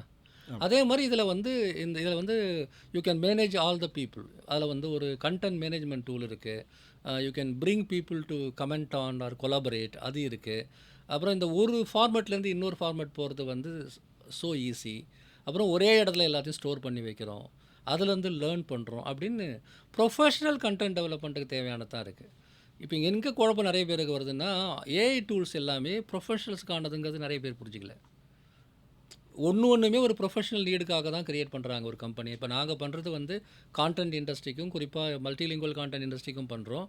இன்னொரு கம்பெனி வந்து மார்க்கெட்டிங் கண்டென்ட்டுக்கு மட்டும் பண்ணுறாங்க, ஹெல்த் கேர் மட்டும் பண்ணுறாங்க. ஹெல்த் கேர் மட்டும் பண்ணுறாங்க. நாம் இதெல்லாம் வந்து அப்ளிகேஷன்ஸ் இல்லையா? இந்த அப்ளிகேஷன்ஸில் ஒரு ஸ்டார்ட் அப் கம்பெனிக்கு எங்கே அந்த மட்டும் நான் சொல்லுனேன். ஒரு ஸ்டார்ட் அப் கம்பெனிக்கு ஐலெஸா மாதிரியான கான்டென்ட் டூல்ஸ் எங்கே உதவுன்னா, ஆரம்பத்தில் உங்களால் ரொம்ப செலவு பண்ணி கண்டென்ட் டெவலப்பர்ஸ்லாம் போட முடியாது. பெரிய கம்பெனிகளுக்கே அது ரொம்ப சேலஞ்சிங்கான விஷயம். எனக்கு ஒரு காப்பி எழுதணும், எனக்கு ஒரு பிளாக் எழுதணும், இல்லை ஒரு இது எழுதணும், ப்ரோஷர் வந்து க்ரியேட் பண்ணணும் அப்படின்னா எல்லாத்துக்கும் போய் தனித்தனியே போய் கேட்டால் ரொம்ப கஷ்டம். ஆனால் ஸ்டார்ட் அப் லெவலில் இருக்கக்கூடியவங்களுக்கு கொஞ்சம் நேரம் இருக்கும். ரெண்டாவது அவங்க லேர்னிங் ப்ராசஸில் இருப்பாங்க. அப்போ ஐலேசா மாதிரியான டூலில் போனால் எல்லாமே வந்து ஆஃப் ரெடியாக இருக்கும். நீங்கள் ஒரு பாதி வேலையை அதுவே முடிச்சு வச்சுருக்கோம். நீங்கள் கேள்வி கேட்டு கரெக்டாக பதில் எடுக்கணும். அதுவே வந்து அதுக்கான ஃபார்மேட்டிங்லாம் பண்ணி உங்களுக்கு கொடுத்துருது இல்லையா? அது ஈஸியாக இருக்கும். அப்படி வந்து பண்ணிவிட்டு அதன் பிறகு நீங்கள் ஒரு கண்டென்ட் டெவலப்பரை கொண்டு வந்து அதை பயன்படுத்த சொன்னீங்கன்னா, அவர் ஒரு நாளைக்கு 10 பக்கம் பண்ணுற இடத்துல 100 பக்கத்தை பண்ணுவார். ப்ரொடக்டிவிட்டிங்கிறது அந்த 2வது லெவல். ஃபஸ்ட்டு லெவல் வந்து ஆப்பர்ச்சுனிட்டி, 2வது லெவல் ப்ரொடக்டிவிட்டி, 3வது வந்து பர்சனலைசேஷன். நீங்கள் ஒர்க் பண்ண அது உங்கள்கிட்ட இருந்து கற்றுக்கும். இந்த மிஷின் லேர்னிங். இப்போ நாங்கள் ட்ரான்ஸ்லேஷனில் முதல் முறையாக அதை வந்து அடாப்டிவ் ட்ரான்ஸ்லேஷன்ற கான்செப்ட் இந்தியாவில் அறிமுகப்படுத்தியிருக்கிறோம். அந்த கான்செப்டே 2-3 வருஷமாக தான் இருக்குது. உலகத்திலே ஒரு சில நிறுவனங்கள் தான் அறிமுகப்படுத்தியிருக்கிறாங்க. இப்போ அதை வந்து நாங்களும் அறிமுகப்படுத்தியிருக்கிறோம். அடாப்டிவ் ட்ரான்ஸ்லேஷனுங்கிறது என்னென்னா, ஒரு பெரிய கம்பெனி வந்து நீங்கள் இப்போ யுண்டாய் மாதிரியான கம்பெனிஸ் பார்த்தீங்களா, மாருதி உத்யோக், யுண்டாய், இவங்கெல்லாம் வந்து மேண்டேட்ரியாக வந்து நிறைய கண்டென்ட் இந்தியன் லாங்குவேஜஸில் கொடுக்கணும் இந்தியாவில். Banks, mobile phone companies. அப்போது அந்த ஹியூஜ் கான்டென்ட் கொடுக்கும்போது அவங்களுக்கு கன்சிஸ்டண்ட்டாக ஏஐ வச்சு ட்ரான்ஸ்லேட் பண்ணுறதுல பிரச்சனை இருந்தது. இப்போ நாங்கள் என்ன செய்கிறோம்னா, ஒரு வேர்டை ஒரு முறை நீங்கள் கன்சிஸ்டண்ட்டாக போட்டுட்டிங்கன்னா அடுத்த முறை அதை லேர்ன் பண்ணிவிட்டு கரெக்டாக அதையே பயன்படுத்தும். இது வந்து ஒரு பெரிய அளவுக்கு சாதாரணமாக தெரியும் கேட்குறதுக்கு. ஆனால் இவ்வளோ நாளாக அது இல்லை. இப்போ ஒரு நியூஸ் பேப்பர் தமிழ்நாட்டிலே வந்து ஒரு நியூஸ் பேப்பர் எங்கள் ப்ராடக்ட் பயன்படுத்துகிறாங்க. அவங்க என்ன சொன்னாங்கன்னா, அது எளிமையான உதாரணம் நான் சொல்கிறேன். இங்கிலீஷில் வந்து காப்பீஸ் வருது. பார்லிமெண்ட் அப்படிங்கிறத வந்து இங்கே ஒரு நியூஸ் பேப்பர் நாடாளுமன்றம்னு ட்ரான்ஸ்லேட் பண்ணுது, இன்னொரு நியூஸ் பேப்பர் பாராளுமன்றம்னு பண்ணுது, இன்னொரு நியூஸ் பேப்பர் பார்லிமெண்ட்டுன்னு எழுதுது. அப்போது நான் வந்து எங்கள் பேப்பரில் எப்போவுமே நாங்கள் பாராளுமன்றம் தான் போடுவோம்னு. கூகுள் ட்ரான்ஸ்லேட் பண்ணோன்னா ஒவ்வொரு சமயம் ஒவ்வொன்றா போடும். அசம்பிளின்னா ஒரு சமயம் சட்டசபைன்னு போடும், இன்னொரு பக்கம் சட்டமன்றம்னு போடும், இன்னொரு பக்கம் சட்டப்பேரவைன்னு போயிடும், ஸ்பீக்கரை பல சமயங்களில் ஒலிபெருக்கின்னு போடும். இதெல்லாம் நடக்கும். ஆமாம், சபாநாயகரை. ஸோ இதெல்லாம் கிடையாதுப்பா, நான் ஒரு டெர்மினாலஜி கொடுத்துட்டேன், இதைத்தான் நீ யூஸ் பண்ணணும் அப்படின்னு சொல்லி ஆன் த ஃப்ளை வந்து அதை யூஸ் பண்ண வச்ச பிறகு அவங்களுக்கு வந்து அதில் ஒர்க் பண்ணுறவங்களுக்கு அவ்வளோ பெரிய ரிலீஃபாக இருந்தது. இதாங்க திருப்பி இதுக்கிட்ட சண்டை போட்டுட்ருக்கிறேன், எவ்வளோ முறை போய் நான் திருத்துவேன். ஒரு ஆர்டிக்கிளில் 4 இடத்துல 4 மாதிரி ட்ரான்ஸ்லேட் பண்ணி தொலைக்குது, இப்போ பாருங்கள் எனக்கு கிளியராக வருது அப்படின்னு அவங்க ரொம்ப விரும்பினாங்க. இதுக்கு பேர் அடாப்டிவ் ட்ரான்ஸ்லேஷன். இது வந்து ஒரு லாஸ்ட் 2 இயர்ஸாக இந்த இண்டஸ்ட்ரியில் நுழையும் போதே நாங்கள் அதை இம்ப்ளிமெண்ட் பண்ணோம். அதே மாதிரி இந்திய மொழிகள் மாதிரியான மொழிகள்கிட்ட நிறைய டேட்டா இல்லை. அதனால் வந்து நிறைய தப்பு நடக்குது. அதுக்கு வந்து ட்ரான்ஸ்லேஷன் ஏஜென்ட்ஸ்னு ஒன்று புதுசாக க்ரியேட் பண்ணுறோம். அதை க்ரியேட் பண்ணால் வந்து இப்போ உதாரணமாக ஒவ்வொரு டொமைக்கும் ஜனங்கிட்ட எப்படி பேசுகிறது, இல்லை நியூஸ் பேப்பரில் எப்படி எழுதுறது, டெக்ஸ்ட் புக்கில் எப்படி எழுதுறது, ஜென்ரல் புக்கில் எப்படி எழுதுறது, அதுவே வந்து ஃபுல் ஸ்கிரிப்டாக வந்தால் எந்த ஸ்டைலில் வரணும். அப்புறம் மீட்டிங்கில் நீங்கள் பேச போகிறீங்கன்னு வச்சிங்களேன், ஸ்டார்ட் அப் டிஎனுடைய மீட்டிங்கில் இனோவேஷன் பற்றி நீங்கள் பேசுகிறீங்கன்னா அந்த ஸ்டைலில் எப்படி பேசுகிறது, பாட்காஸ்ட்டில் எப்படி பேசுகிறது எல்லாம் அதுவே அடாப்ட் பண்ணும். இது எல்லாம் இந்திய மொழிகளில் இதுவரையிலும் கிடையாதுங்க. ஐரோப்பியாவில் இருக்கக்கூடிய ஒரு 4-5 மொழியில் தான் இதெல்லாம் சாத்தியமாக இருந்தது. காரணம் they had huge data, huge investment. இந்திய மொழிகள்லாம் இதெல்லாம் வரவே இல்லை. அதெல்லாம் இப்போ நாங்கள் வந்து கொண்டு வரோம். தமிழுக்கு மட்டும் இல்லை, எல்லா மொழிகளுக்கும் தான் சொல்கிறேன். ஸோ இந்த அடாப்டிவ் ட்ரான்ஸ்லேஷன், ஏஜென்டிக் ட்ரான்ஸ்லேஷன், அதே மாதிரி ஃபார் த ஃபஸ்ட் டைம் நாங்கள் கொண்டு வந்த 2 மாற்றம், அது அவசியம் சொல்லணும். அது இன்றைக்கி வேர்ல்டு வைடாக எங்களுக்கு மிகப்பெரிய விசிபிலிட்டி கொடுத்துருக்குறது அதுதான். நாங்கள் 2023 வந்து நாங்கள் சேட் புக்ஸ்னு ஒரு கான்செப்ட் லான்ச் பண்ணோம். அது ரொம்ப சிம்பிள். நீங்கள் ஒரு புக்கோட சேட் பண்ணுறது. ஆன்லைனில் ஒரு புக் இருக்குது, அந்த புக்கை செலக்ட் பண்ணிவிட்டு கேள்வி கேட்டிங்களா அந்த புக்கில் வந்து பதில் வரும். இது சேட் புக்ஸுங்கிறது ஏற்கனவே சேட் பிடிஎஃப் சேட் சர்ச் கிடையாது. ஒரு டாக்குமெண்ட் இருக்குது, அந்த டாக்குமெண்ட்டில் கேள்வி கேட்டிங்கன்னா உங்கள் பதிலை கண்டுபிடிச்சி உங்களுக்கு ஏற்ற மாதிரி ரீரைட் பண்ணி அது ஒரு பதிலாகவே கொடுக்கும். சர்ச் பண்ணி கொண்டு வந்து கொடுக்காது. நீங்கள் அதை பேஸ் பண்ணி கூடுதலாக கூட கேள்வி கேட்கலாம். அதுக்கான லாஜிக் இருந்ததுன்னா அது சொல்லும். Okay okay. இது வந்து நாங்கள் லான்ச் பண்ணும்போது அது புதுமை கிடையாது. அதே சமயத்தில் நிறைய இந்த மாதிரி வந்துச்சு, சேட் பிடிஎஃப், சேட் டாக்குமெண்ட் அப்படின்னு. நாங்கள் பப்ளிஷிங் இண்டஸ்ட்ரிக்காக மட்டும் இந்த சொல்யூஷன் கொடுத்தோம். இன்றைக்கி எங்களுடைய மிகப்பெரிய வரவேற்பு வந்து அந்த சேட் புக்ஸ்ன்ற கான்செப்ட். அதை பேஸ் பண்ணி இப்போ நாங்கள் சாய் ரீடர்னு ஒரு பிளாட்ஃபார்ம், B2C பிளாட்ஃபார்ம் லான்ச் பண்ணுறோம் இந்த ஜனவரியில். So you will be having thousands of books. அதில் எந்த புக்கை வேணால் செலக்ட் பண்ணி நீங்கள் கேள்வி கேட்கலாம். இல்லை ஜென்ரலாக கேள்வி கேட்டால் கூட எதில் ஆன்சர் இருக்குன்னு கண்டுபிடிச்சி கொடுத்துரும். இது இன்றைக்கி வந்து லைப்ரரிஸ், ஆர்கனைசேஷன்ஸ், கவர்மெண்ட்ஸ் எல்லாருமே பயன்படுத்துறதுக்கான ஒரு சூழல் வந்திருக்கு. இது வந்து அகெயின் மல்டிலிங்குவல். என்ன மல்டிலிங்குவல்னால், ஸ்டார்ட் அப்ஸ்க்காக நான் இதை சொல்கிறேன். இப்போ நீங்கள் வந்து ஒரு ஒரு புத்தகத்தை பற்றி நீங்கள் நிறைய பேசியிருக்கிறீங்க, 22 immutable laws of marketing, Al Ries and Jack Trout. இப்போது அந்த புக்கை வந்து நம்ம வச்சுட்டு, அந்த புக் இங்கிலீஷில் இருக்குது, ஆனால் இப்போ நான் தமிழ்லேயே கேள்வி கேட்டால் எனக்கு தமிழில் அந்த புக்கிலேருந்து பதில் வரும். ஓகே. அதான் வந்து இந்த கான்செப்ட். நான் தமிழில் கேள்வி கேட்குறேன். அது மட்டும் இல்லை, என்னுடைய மார்க்கெட்டிங் பிரச்சனையை சொல்லி இந்த புக்கில் அதுக்கு என்ன தீர்வுன்னு நான் கேள்வி கேட்கலாம். அது சர்ச்சை கிடையாது. இல்லை, எனக்கு ஒரு ப்ராப்ளம் இருக்குது, என்னால் இந்த விஷயத்தை மார்க்கெட் பண்ண முடியல, எனக்கு பொசிஷன் பண்ண முடியல, ஏன் பிரச்சனையை நான் அப்படியே நான் சொல்கிறேன். ஒரு கன்சல்டன்ட் கிட்ட வந்து சொல்கிற மாதிரி நான் எழுதுகிறேன், இந்த மாதிரி எனக்கு ஒரு பிரச்சனை இருக்குது அப்படின்னு. இது என்னுடைய பதில் வந்து அந்த புக்கில் வந்து வரும். எப்படி வருது தெரியுங்களா? ஏன்னா ஏங்கிறது is not about text. Today ஏங்கிறது ரீசனிங் சம்மந்தப்பட்டது, பகுத்தறிவு சம்மந்தப்பட்டது. உங்கள் கேள்விக்கான பதிலை அந்த புத்தகத்தினுடைய லாஜிக்கில் கொண்டு வந்து கொடுக்குது. இது வந்து நான் முதல்ல டெஸ்ட் பண்ணி பார்க்கும்போது என்னால் நம்பவே முடியல. இப்போ இந்த கேள்விகள் அதிகமாக கேட்க கேட்க கேட்க இன்னும் அதனுடைய திறனும் அதிகரிக்கும் இல்லையா? ஆமாம், உங்களுக்கானதான் மாறும். திறன் அதிகரிக்கணும்னா பர்சனலைஸ் ஆகும். இப்போ உங்கள் கம்பெனி, உங்கள் ஸ்டார்ட் அப் பற்றி இல்லை, ஒருத்தர் கேட்டாருங்க, நான் இதில் இந்த வருஷம் அதை நாங்கள் லான்ச் பண்ணும்போது ஃபுல் ஃப்ளட்ஜாக இந்த வருஷம் லான்ச் பண்ணோம். பீட்டாவில் இருக்குது இப்போது ஃப்ராங்க்ஃபர்ட்டில். கத்தேன்னு சொல்லிட்டு ஒரு ஃபேமஸான ஜெர்மன் ஃபிலாசபர், இப்போ இல்லை 100 வருஷத்துக்கு முன்னாடி இருந்தார். அவர் தியரி ஆஃப் கலர்ஸ்னு ஒரு புக் எழுதுனார். அருமையான ஒரு புத்தகம். கலர்ஸ் பற்றி தான் எல்லாமே இருக்கும், வண்ணங்களுடைய சைக்காலஜி தான் இருக்கும் அதில். அவங்க வரவங்கக்கிட்ட வந்து அந்த புக்கோட நீங்கள் சேட் பண்ணுங்கள், ஏன்னா நடந்தது ஜெர்மனில், அதனால் நாங்கள் அதை கொடுத்து சேட் பண்ணுன்னு சொல்லும்போது ஒருத்தர் என்ன சேட் பண்ணார்னா, நான் வந்து புதுசாக வந்து ஒரு ஃபேஷன் பிராண்டு கொண்டு வரேன், என்னுடைய ஃபேஷன் பிராண்ட் வந்து இந்த ஏஜ் குரூப்புக்கானது, நாங்கள் வந்து இட்டாலியிலேருந்து ஆப்ரேட் பண்ணுறோம், நாங்கள் என்ன டிசைன், என்ன கலர்ஸ்லாம் இதுக்கு சூஸ் பண்ணலாம் அப்படின்னு கேள்வி கேட்குறாரு. அந்த புக்கில் ஃபேஷன்ற வார்த்தையோ ஃபேஷன் பிராண்டோ கிடையாது. அந்த புக்கு எழுதி 100 வருஷத்துக்கு மேலே ஆச்சு. இவர் வந்து 2024 இவருக்கிற கேள்வி கேட்குறாரு கதையை கிட்ட. ஆக்சுவலாக அது வந்து கரெக்டாக வந்து உங்கள் கேள்விக்கு டைரெக்டாக என்கிட்ட பதில் இல்லை, ஆனால் நீங்கள் சொல்கிற ஏஜ் குரூப்புக்கு இல்லை இந்த கல்ச்சுரல் பேக்ரவுண்டில் இருக்கிறவங்களுக்கு இந்த கலர்ஸ் எல்லாம் உதவும் அப்படின்னு பதில் சொல்லுது. This is called reasoning. நான் என்ன பண்ணேன், ஆர்ட் ஆஃப் வார்னு ஒரு புக் இருக்குது, கேள்விப்பட்டிருப்பீங்க. ஆர்ட் ஆஃப் வார் வந்து 2000 வருஷத்துக்கு முன்னாடி எழுதின சீன புத்தகம். அந்த சைனீஸ் புக்கை போட்டுட்டு செகண்ட் வேர்ல்டு வாரில் வந்து ஆர்ட் ஆஃப் வார் எப்படி யூஸ் பண்ணாங்கன்னு நான் கேள்வி கேட்டேன். அதுக்கு சம்மந்தமே கிடையாது, 2000 வருஷம் வித்தியாசம் இருக்குது. அது பதில் சொல்லுது. செகண்ட் வேர்ல்டு வாரில் வந்து ஆர்ட் ஆஃப் வார் வந்து எழுதப்பட்ட போது செகண்ட் வேர்ல்டு வார்லாம் நடக்கலை. ஆனால் சுன்சுவை கேள்வி கேட்குறேன். டியர் சுன்சு, அந்த ஆத்தர் டியர் சுன்சு, செகண்ட் வேர்ல்டு வாரில் வந்து உங்கள் தியரி எப்படி அப்ளை பண்ணாங்கன்னு.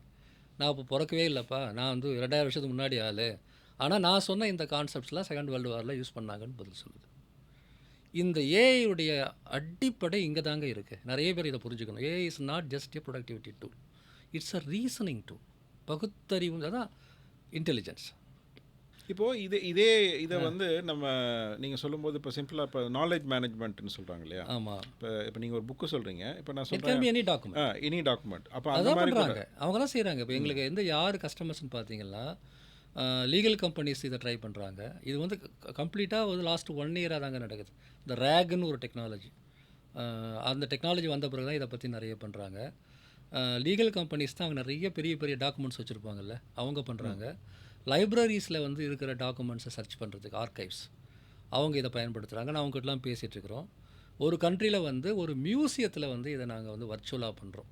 ஒரு மியூசியத்துக்குள்ளே போகிறீங்க, இப்போ மதுரையில் கீழடி மியூசியமே வச்சுக்கலாமே, அந்த மியூசியத்துக்குள்ளே நீங்கள் போனீங்கன்னா அங்கே இருக்கிற ஒரு ஆப்ஜெக்ட், அந்த ஆப்ஜெக்ட் பக்கத்தில் ஒரு QR கோட் இருக்குன்னு வச்சுங்க, உங்கள் மொபைல் ஃபோனில் ஸ்கேன் பண்ணிங்கன்னா you can talk to the object. அந்த ஆப்ஜெக்ட்கிட்டே நீங்கள் பேசலாம். ஏன்னா இட்ஸ் மல்டிலிங்குவல், மல்டி மோடல். அதுக்கு பின்னாடி இருக்கிற டாக்குமெண்ட்டை நீங்கள் சர்வரில் வச்சுருக்கீங்க. ஓகே, இது வந்து ஒரு வளையல் இருக்குன்னா இந்த வளையலோடு நீங்கள் பேசலாம். இல்லை வந்து ஒரு ஃபோட்டோ இருக்குது வேறு ஒரு மியூசியத்தில், அந்த ஃபோட்டோவோடு நீங்கள் பேசலாம். புக்கு நான் சொல்கிற ஒரு உதாரணம் தான். இட் கேன் இனிமேல் வந்து அந்த டிஃப்ரென்ஸ் எல்லாம் விட்டுடுங்க. It can be a printed one or ஓலைச்சுவடியாக இருக்கலாம், இல்லைன்னா அது என்ன ஒன்றா இருக்கலாம், என்ன மீடியத்தில் ஒன்றா இருக்கலாம். இப்போது இந்த இடத்துல நம்ம இன்றைக்கி வந்து இந்த ஏஐ அப்படிங்கிற ஒரு ஆர்டிஃபிஷியல் இன்டெலிஜென்ஸ் அப்படிங்கிற ஒரு கான்செப்ட் வந்து சில பேருக்கு வந்து அது இப்போ நீங்கள் உங்களை மாதிரியான ஒரு சில பேர் இதிலேயே ரொம்ப நாள் வேலை பார்க்குறவங்களுக்கு வந்து இதனுடைய ஆழம் புரியுது, இது எங்கே அப்ளை பண்ணலாம், என்ன லிமிட்டேஷன்ஸு எல்லாமே உங்களுக்கு புரியுது. அதை யூஸ் பண்ணி சில விஷயங்களை பண்ணுறீங்க. நிறைய பேருக்கு வந்து இது வந்து ஒரு மித்தாவோ அல்லது வந்து ஒரு புரியாத புதிராகவே இன்னும் இருக்குது, சரிங்களா? அதாவது இந்த யானையை ஒரு சைடில் பார்த்தா எப்படி இருக்குது, அந்த மாதிரி தான் வந்து நிறைய பேருக்கு இது இருக்குது. இப்போ உதாரணத்துக்கு பார்த்தீங்க அப்படின்னா, இப்போ LLMனு சொல்லக்கூடிய அந்த லார்ஜ் லாங்குவேஜ் மாடல்ஸ், இது பில்ட் பண்ணுறது ஒரு பெரிய ஒரு காஸ்ட் கன்சியூமிங் விஷயம், அதே மாதிரி எனர்ஜி கன்சியூமிங் விஷயம் அப்படின்னு சொல்கிறாங்க. இது அவ்வளோ சீக்கிரமாக ஒரு சாதாரண மக்களால் புரிஞ்சிக்க முடியாது. நிறைய பேர் வந்து நான் உரையாடின சில பேர் வந்து நல்ல அறிவாற்றல் மிக்கவர்கள் தான். ஏஐனா அந்த மாதிரி ஒரு ChatGPT மாதிரியான ஒரு ஃபவுண்டேஷனல் சிஸ்டத்தை பில்ட் பண்ணுறது, அது நம்மளால் பண்ண முடியுமா, அது எப்படி பண்ணுறது எப்படிங்கிற ஒரு இதுவும் இருக்குது. இன்னொரு சைடு வந்து பார்த்திங்கன்னா நீங்கள் சொல்கிற மாதிரி வந்து அந்த அப்ளிகேஷன் வந்து இதில் அது வந்து என்ன கோபைலட்னு சொல்லுவீங்களா? கோபைலட். ஆமாம். இந்த மாதிரி இதில் வந்து இந்த டெக்ஸ்ட்டு, ஸ்பீச்சு, டிசைன், இந்த இதில் வந்து இது ரொம்ப பாப்புலராக அறியப்பட்ட ஒரு விஷயம். ஒரு கவிதை எழுதி கொடுக்குறனா கொடுக்குது, ரெசியூம் பண்ணி கொடுக்குறனா கொடுக்குது, கட்டுரைகள், இந்த மாதிரி வந்து விஷயங்கள், இதெல்லாம் நீங்கள் சொல்கிற மாதிரி புக்கை கேள்வி கேட்குறது, இதெல்லாம் இருக்குதுங்க. இதை தாண்டி வந்து வேறு என்ன துறைகளில் வாய்ப்புகள் இருக்குது, இது ஒரு கேள்வி. இன்னொன்று வந்து எனக்கு இதுக்கு முன்னாடி நான் கேட்ட அந்த கேள்வியில் இந்த ஏஐ அப்படிங்கிற அந்த டெக்னாலஜியை வந்து நீங்கள் ஒரு ஸ்டார்ட் அப் கம்பெனி அல்லது ஒரு aspiring start up company apply பண்ண நினைக்கும் போது அந்த முதல் புரிதல் என்ன? இப்போ ஏஐனா நான் பல விதமாக பல்வேறு இடங்களில் நான் கேள்விப்படுறேன்னு வச்சுக்கோங்களேன், எப்படி வந்து நான் அதை புரிஞ்சுக்கலாம், சிம்பிளாக எப்படி புரிஞ்சுக்கலாம்? சிம்பிளாக உங்களுடைய ஃப்ரெண்டுன்னு புரிஞ்சுக்கலாம். நீங்கள் பேசும்போது சொன்னீங்களே கோபைலட், அதில் 2 வார்த்தை நான் சொல்கிறேங்க. ஒன்று வந்து கோபைலட், இன்னொன்று ஆட்டோ பைலட். இப்போ நான் ஒரு ஸ்டார்ட் அப், நான் வந்து ஒரு எலக்ட்ரிக்கல் வெஹிக்கிள் EV இண்டஸ்ட்ரியில் நான் இருக்கிறேன். எனக்கு பேசிக்காக ஐடியாஸ் தெரியுது, நான் இண்டஸ்ட்ரிக்குள்ளே வந்துட்டேன்.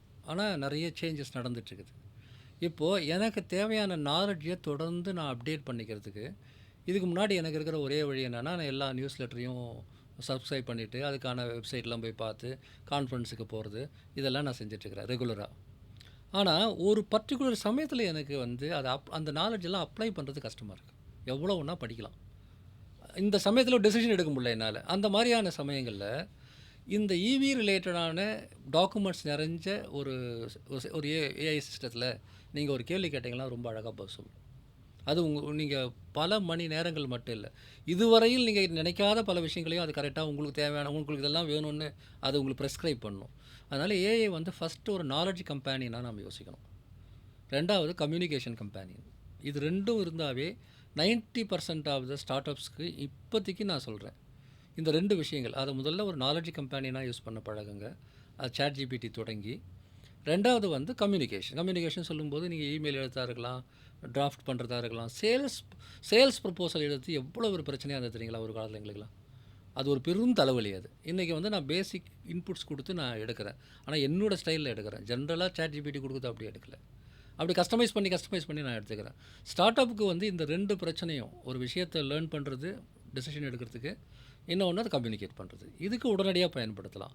அப்புறம் ஒவ்வொரு கம்பெனியினுடைய ஒவ்வொரு டிவிஷனுக்குமான டூல்ஸ் இருக்குது. சேல்ஸுக்கு, மார்க்கெட்டிங்க்கு, அப்புறம் வந்து உங்களுக்கு வந்து கஸ்டமர் கேருக்கு, இந்த மாதிரி தனி இருக்குது. இப்போ வந்து நம்ம நிறைய இப்போ பயன்படுத்த ஆரம்பிச்சிட்டாங்க. ஒரு கால் நம்ம ஒரு கூகுள் மீட்டோ அல்லது வந்து ஜூம் மீட்டிங்கோ போயிட்டு ஒரு கஸ்டமர்கிட்ட பேசுகிறோன்னா அந்த ஸ்பீச் ரெக்கார்ட் பண்ணி அதனுடைய டோன்லேருந்து எல்லாத்தையும் அனலைஸ் பண்ணி சொல்லிடுது. இவர் வாங்குவாரா வாங்க மாட்டாராங்கிறது உட்பட அந்த அளவுக்கு வந்து நாம் அதை பயன்படுத்துகிறோம். ஸோ அதை டிபார்ட்மெண்ட் வைஸ் வந்து பயன்படுத்துறது.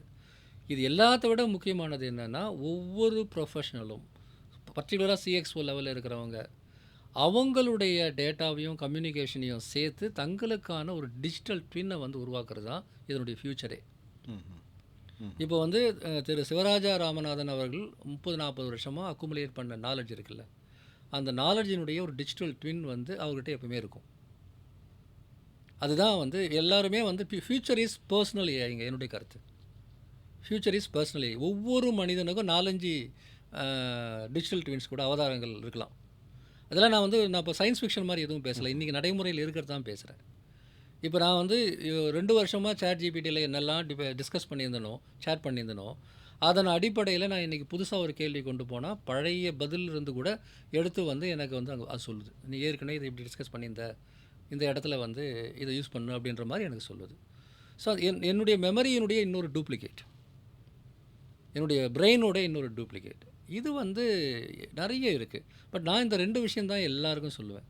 அதை நாலேஜ் கம்பேனியனாக யூஸ் பண்ணுங்கள், நாலேஜ் கோ பைலட். இன்னொன்று வந்து கம்யூனிகேஷன் கோ பைலட். கம்யூனிகேஷன்னா எல்லாம் இமெயிலிருந்து எல்லாமே இதே பிரின்சிபல் தான். இப்போ இன்றைக்கி வந்து ஒரு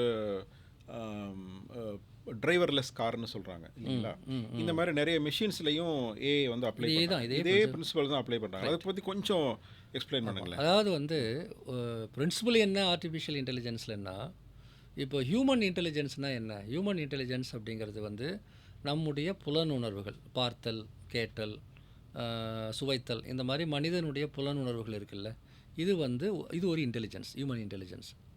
அதே போல் நம்முடைய மூளை வந்து முடிவு எடுக்குது, எது சரி எது தப்புன்னு யோசிக்குது, இப்போ செய்யலாமா அப்புறம் செய்யலாமான்னு யோசிக்குது. அதாவது ரீசனிங், பகுத்தறியும் திறன், டெசிஷன் மேக்கிங், முடிவெடுக்கும் திறன், இதெல்லாம் மனித மூளைகளுக்கு இருக்குது. இந்த மனித மூளையோட டூப்ளிகேட் தானே ஏஐ, வேறு ஒன்றும் கிடையாது. இது நேச்சுரல் இன்டெலிஜென்ஸ், இது ஆர்டிஃபிஷியல் இன்டெலிஜென்ஸ். அதாவது என்னுடைய கால்கள் இருக்குல்ல, என்னுடைய கால்களின் நீட்சி தான் சக்கரம்.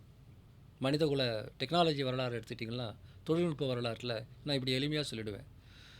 நம்முடைய கால்களின் நீட்சி தான் சக்கரங்கள், சக்கரங்களின் நீட்சி தான் எல்லா மொபிலிட்டி சார்ந்த பொருள்களும், வாகனங்கள், ட்ரக்காக இருக்கலாம், லாரியாக இருக்கலாம், ஃப்ளைட்டாக இருக்கலாம். அதே போல் நம்முடைய கைகளின் நீட்சி தான் எல்லா எந்திரங்களும், ப்ரொடக்ஷன் மெஷின்ஸ் எல்லாமே. கை கால் ரெண்டுமே சேர்த்துக்கலாம். நம்முடைய லிம்ஸ், நம்முடைய கை கால்களுடைய நீட்சி.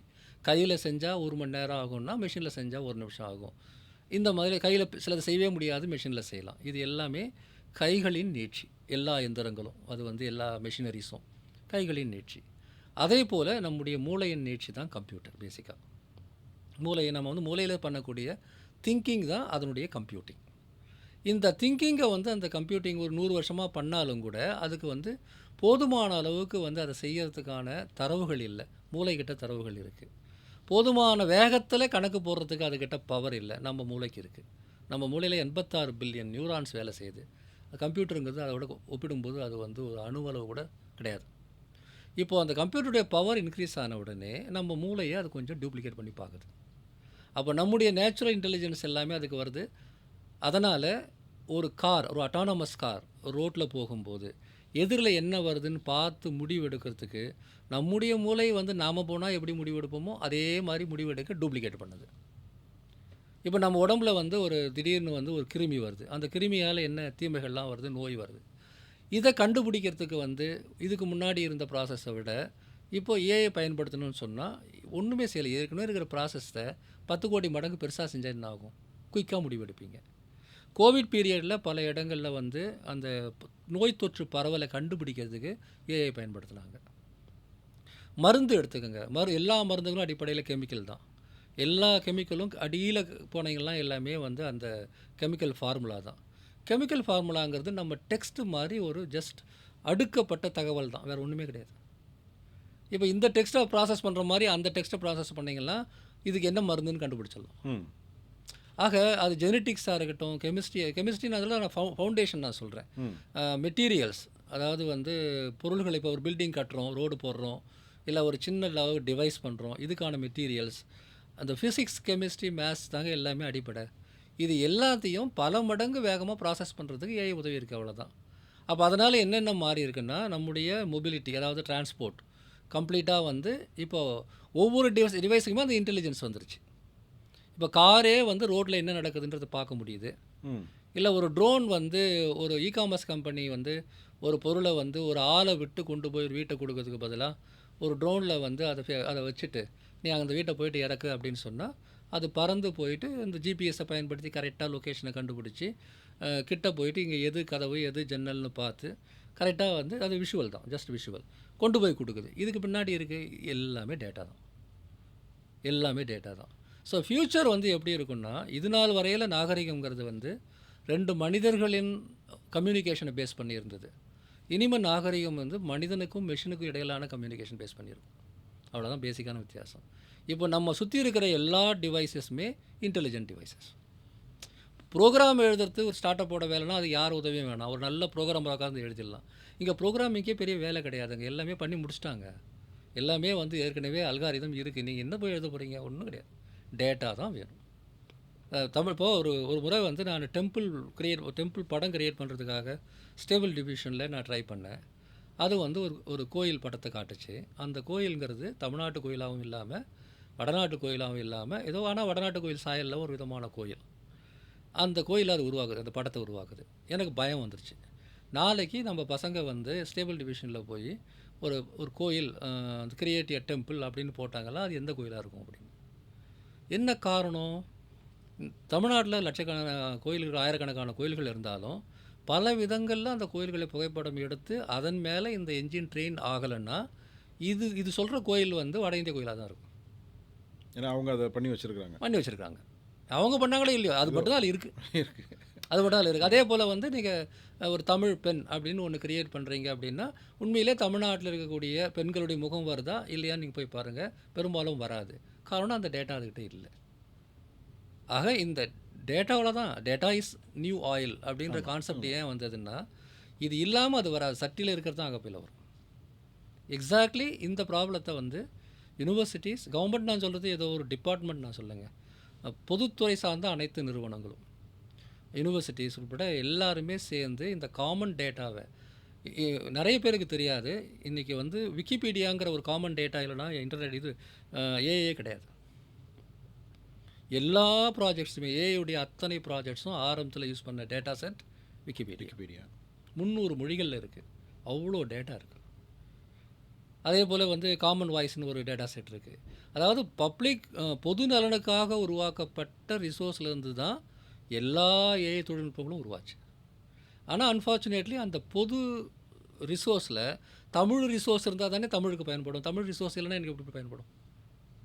இங்கிலீஷில் 10 மில்லியன் கட்டுரை இருக்குது விக்கிபீடியாவில்னா, தமிழில் 1 லட்சம் தான் இருக்குன்னா 1 லட்சத்தை வச்சு நான் எப்படி பில் பண்ண முடியும்? எனக்கு டேட்டாவே இல்லையே. இப்போது பல்வேறு வாய்ப்புகள், மாற்றங்கள் ஏஐ மூலமாக ஏஐனுடைய தாக்கத்தினால வரக்கூடியதை பற்றிலாம் நீங்கள் ரொம்ப சொன்னீங்க. இந்த மாற்றம் ஒன்றே மாறாததுன்னு ரொம்ப ஃபேமஸ், எனக்கு ரொம்ப பிடிச்ச ஒரு ஃப்ரேஸ் அது. அதில் வந்து நம்ம இந்த காலகட்டத்தில் நடந்துருக்கக்கூடிய இந்த ஏஐ மாற்றம்ங்கிறது நம்ம மனிதகுல வரலாற்றிலேயே ஒரு மிகப்பெரிய ஒரு புரட்சின்னு சொல்லலாம் நினைக்கிறேன். அந்த ஒரு cognitive revolution, agriculture revolution, industrial revolution சொல்கிற மாதிரி இண்டஸ்ட்ரியல் ரெவல்யூஷனுடைய ஒரு உச்சக்கட்ட ஒரு இதுவாக இருக்குது. இதை இப்போது எல்லாருமே வந்து அந்த மாற்றம் பற்றி அந்த ஏஐ டிரான்ஸ்ஃபர்மேஷன் அல்லது ஏஐ டிரான்ஸ்மிஷன் அப்படின்னு சொல்லிட்டு ஏஐ டிரான்ஸ்ஃபர்மேஷன் அப்படிங்கிறது தான் கரெக்டானது. அல்லது ஏஐனால் நடக்கக்கூடிய வாழ்வியல் மாற்றங்கள், தொழில்துறை மாற்றங்கள், இன்னும் பல்வேறு மாற்றங்கள் பற்றி ஒரு ரொம்ப ஒரு ஒரு ஒரு பல்வேறு கோணங்களில் அது போயிட்டுருக்கு இல்லைங்களா?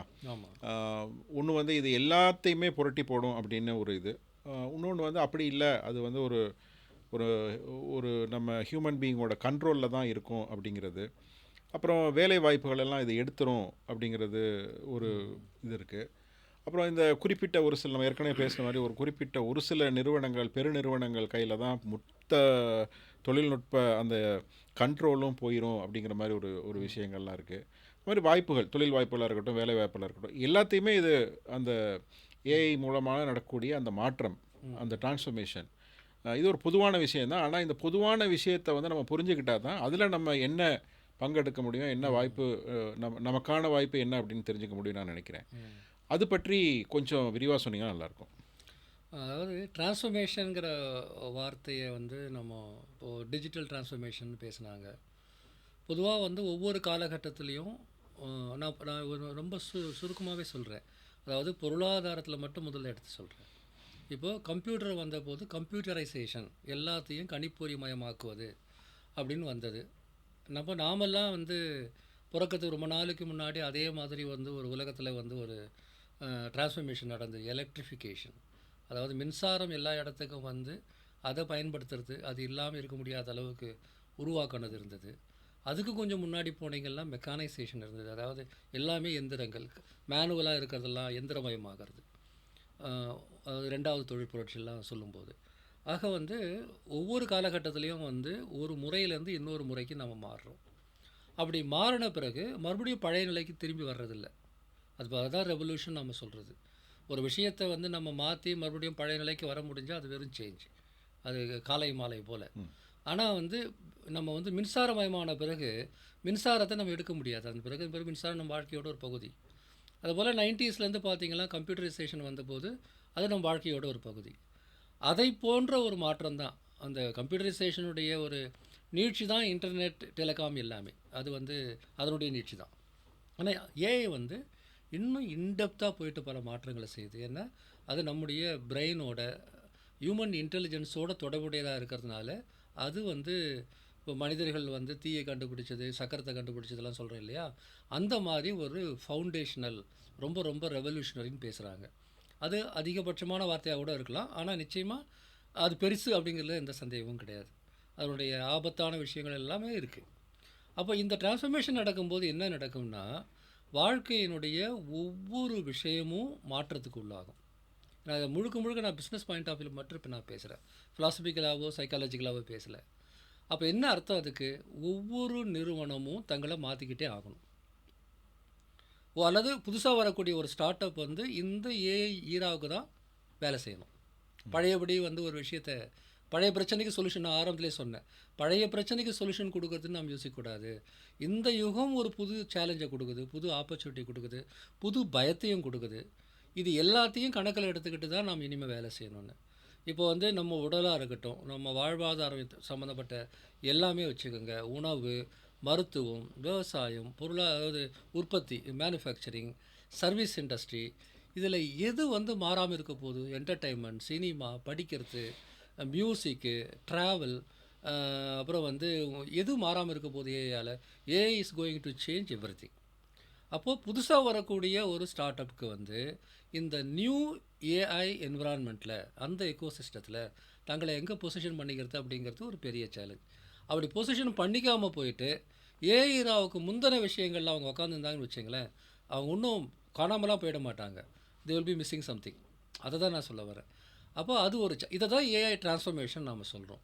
இவ்வளோ நாளாக இப்படித்தான் நம்ம ஒரு விஷயத்தை செய்வோம் அப்படிங்கிறது வந்து எப்படி கம்ப்யூட்டருக்கு முன்னாடி பின்னாடி, எலக்ட்ரிசிட்டிக்கு முன்னாடி பின்னாடி அப்படின்னு இருந்ததோ, அதுபோல் ஏஐக்கு முன்னாடி பின்னாடின்னு வந்துடும்.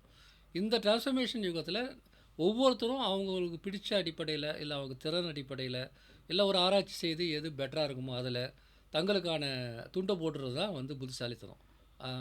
அப்படி தான் ஏஐ டிரான்ஸ்ஃபர்மேஷன் நம்ம வந்து பார்க்கணும். அதாவது இது ஒரு தொழில் முனைவு, அதாவது தொழில்நுட்பம் சார்ந்த தொழில் முனைவு, ஒரு டெக்னாலஜிக்கல் ஆண்டர்பிரினர்ஷிப்லையும் அது மட்டும்தான் நான் சொல்கிறேன். இது வந்து மற்ற விஷயங்களும் நிறைய பேசுறதுக்கு இருக்குது. அதை தாண்டி வந்து ஒரு ஒரு எந்த துறையில் இருக்கக்கூடிய கம்பெனினாலும் அவங்களுடைய பயன்பாடு அந்த மாதிரி ஆமாம், ஆமாம். விஷயங்கள்லையும் நிறைய. இல்லை, ஸ்டார்ட் அப்ஸுக்கு மட்டுமே நான் சொல்லலை. நான் இந்த உரையாடலில் அதை நான் மையப்படுத்தி கூடுதலாக பேசுகிறேன். ஒவ்வொரு பெரிய நிறுவனமும் அரசாங்கம் உட்பட, கவர்மெண்ட் உட்பட வந்து தங்களை மாற்றிக்க வேண்டியிருக்கு. இப்போ ஒரு ஒரு உதாரணம் சொல்கிறேன். கிளைமேட் சேஞ்சுங்கிறது உலகத்தோட பெரிய பிரச்சனை. இன்றைக்கி உலகம் எதிர்கொள்ளக்கூடிய பிரச்சனைகள்லேயே மிக சீரியஸான ஒரு பிரச்சனை வந்து இந்த கிளைமேட் சேஞ்ச், சுற்றுச்சூழல் பிரச்சனை, காலநிலை மாற்றம். இதை வந்து துல்லியமாக இது தொடர்பாக முடிவெடுத்து செயல்படுறதுக்கு ஏஐ பயன்படுத்த முடியும். அப்போ வந்து அரசாங்கங்களும் சரி, பெரிய நிறுவனங்களும் சரி, இந்த விஷயத்தில் வந்து கவனம் செலுத்துவாங்க.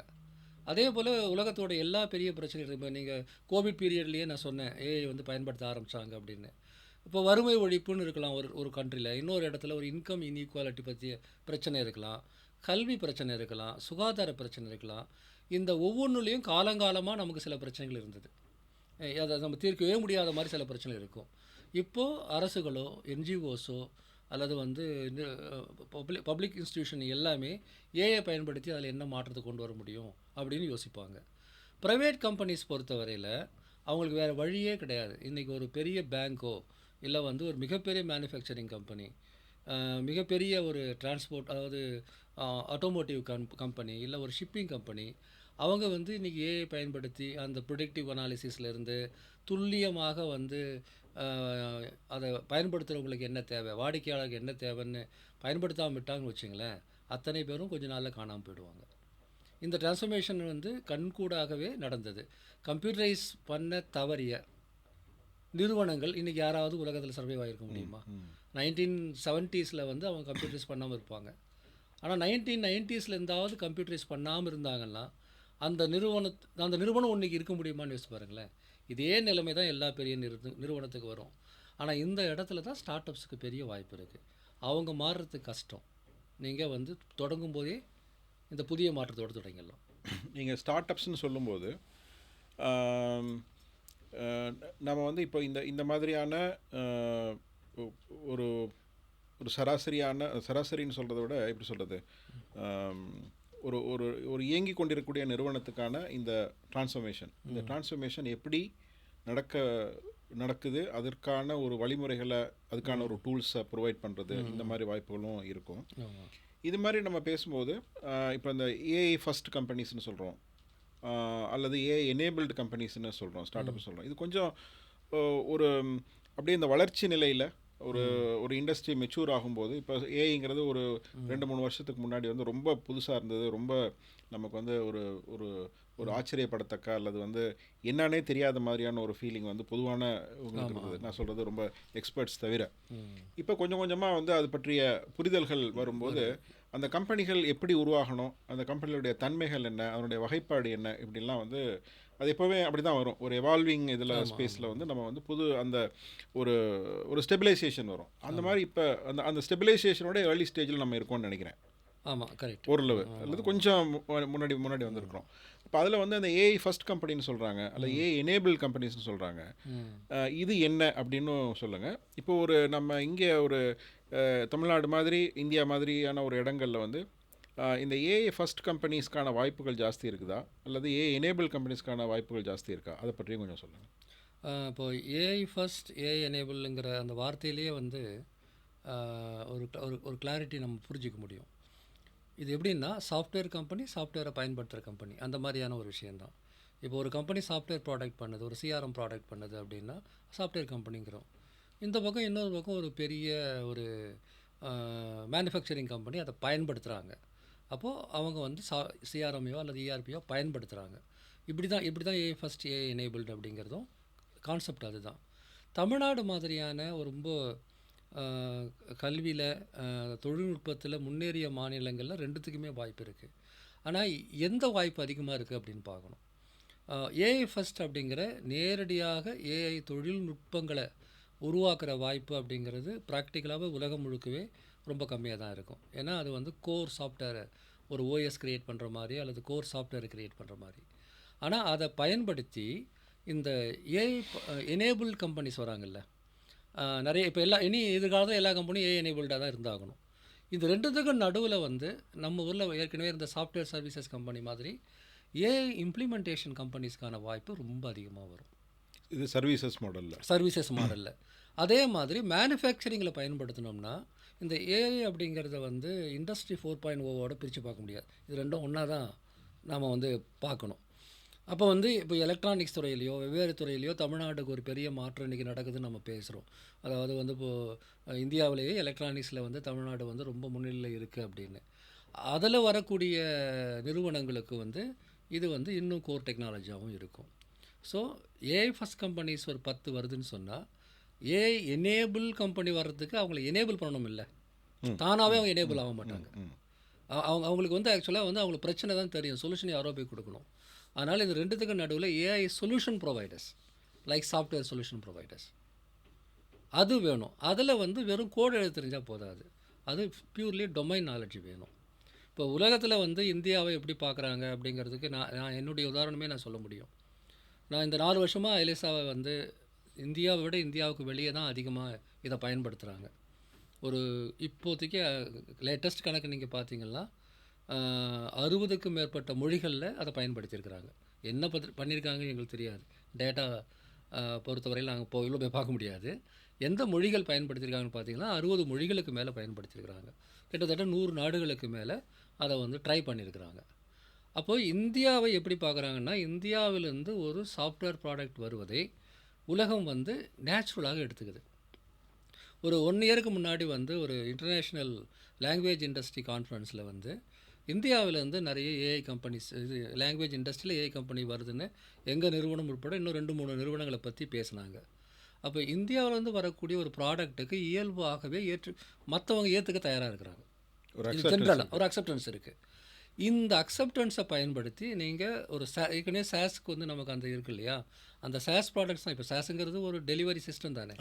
ஸோ வந்து இந்தியாவில் வந்து ஏஐ ப்ராடக்ட் கம்பெனிஸ் நிறைய வர முடியும். ஆனால் அந்த கம்பெனிஸோட சக்ஸஸ்ங்கிறது அது இம்ப்ளிமெண்டேஷனில் தான் இருக்குது. அப்போ ஏஐ சொல்யூஷன் ப்ரொவைடர்ஸ் வந்து நிறைய தேவைப்படும்.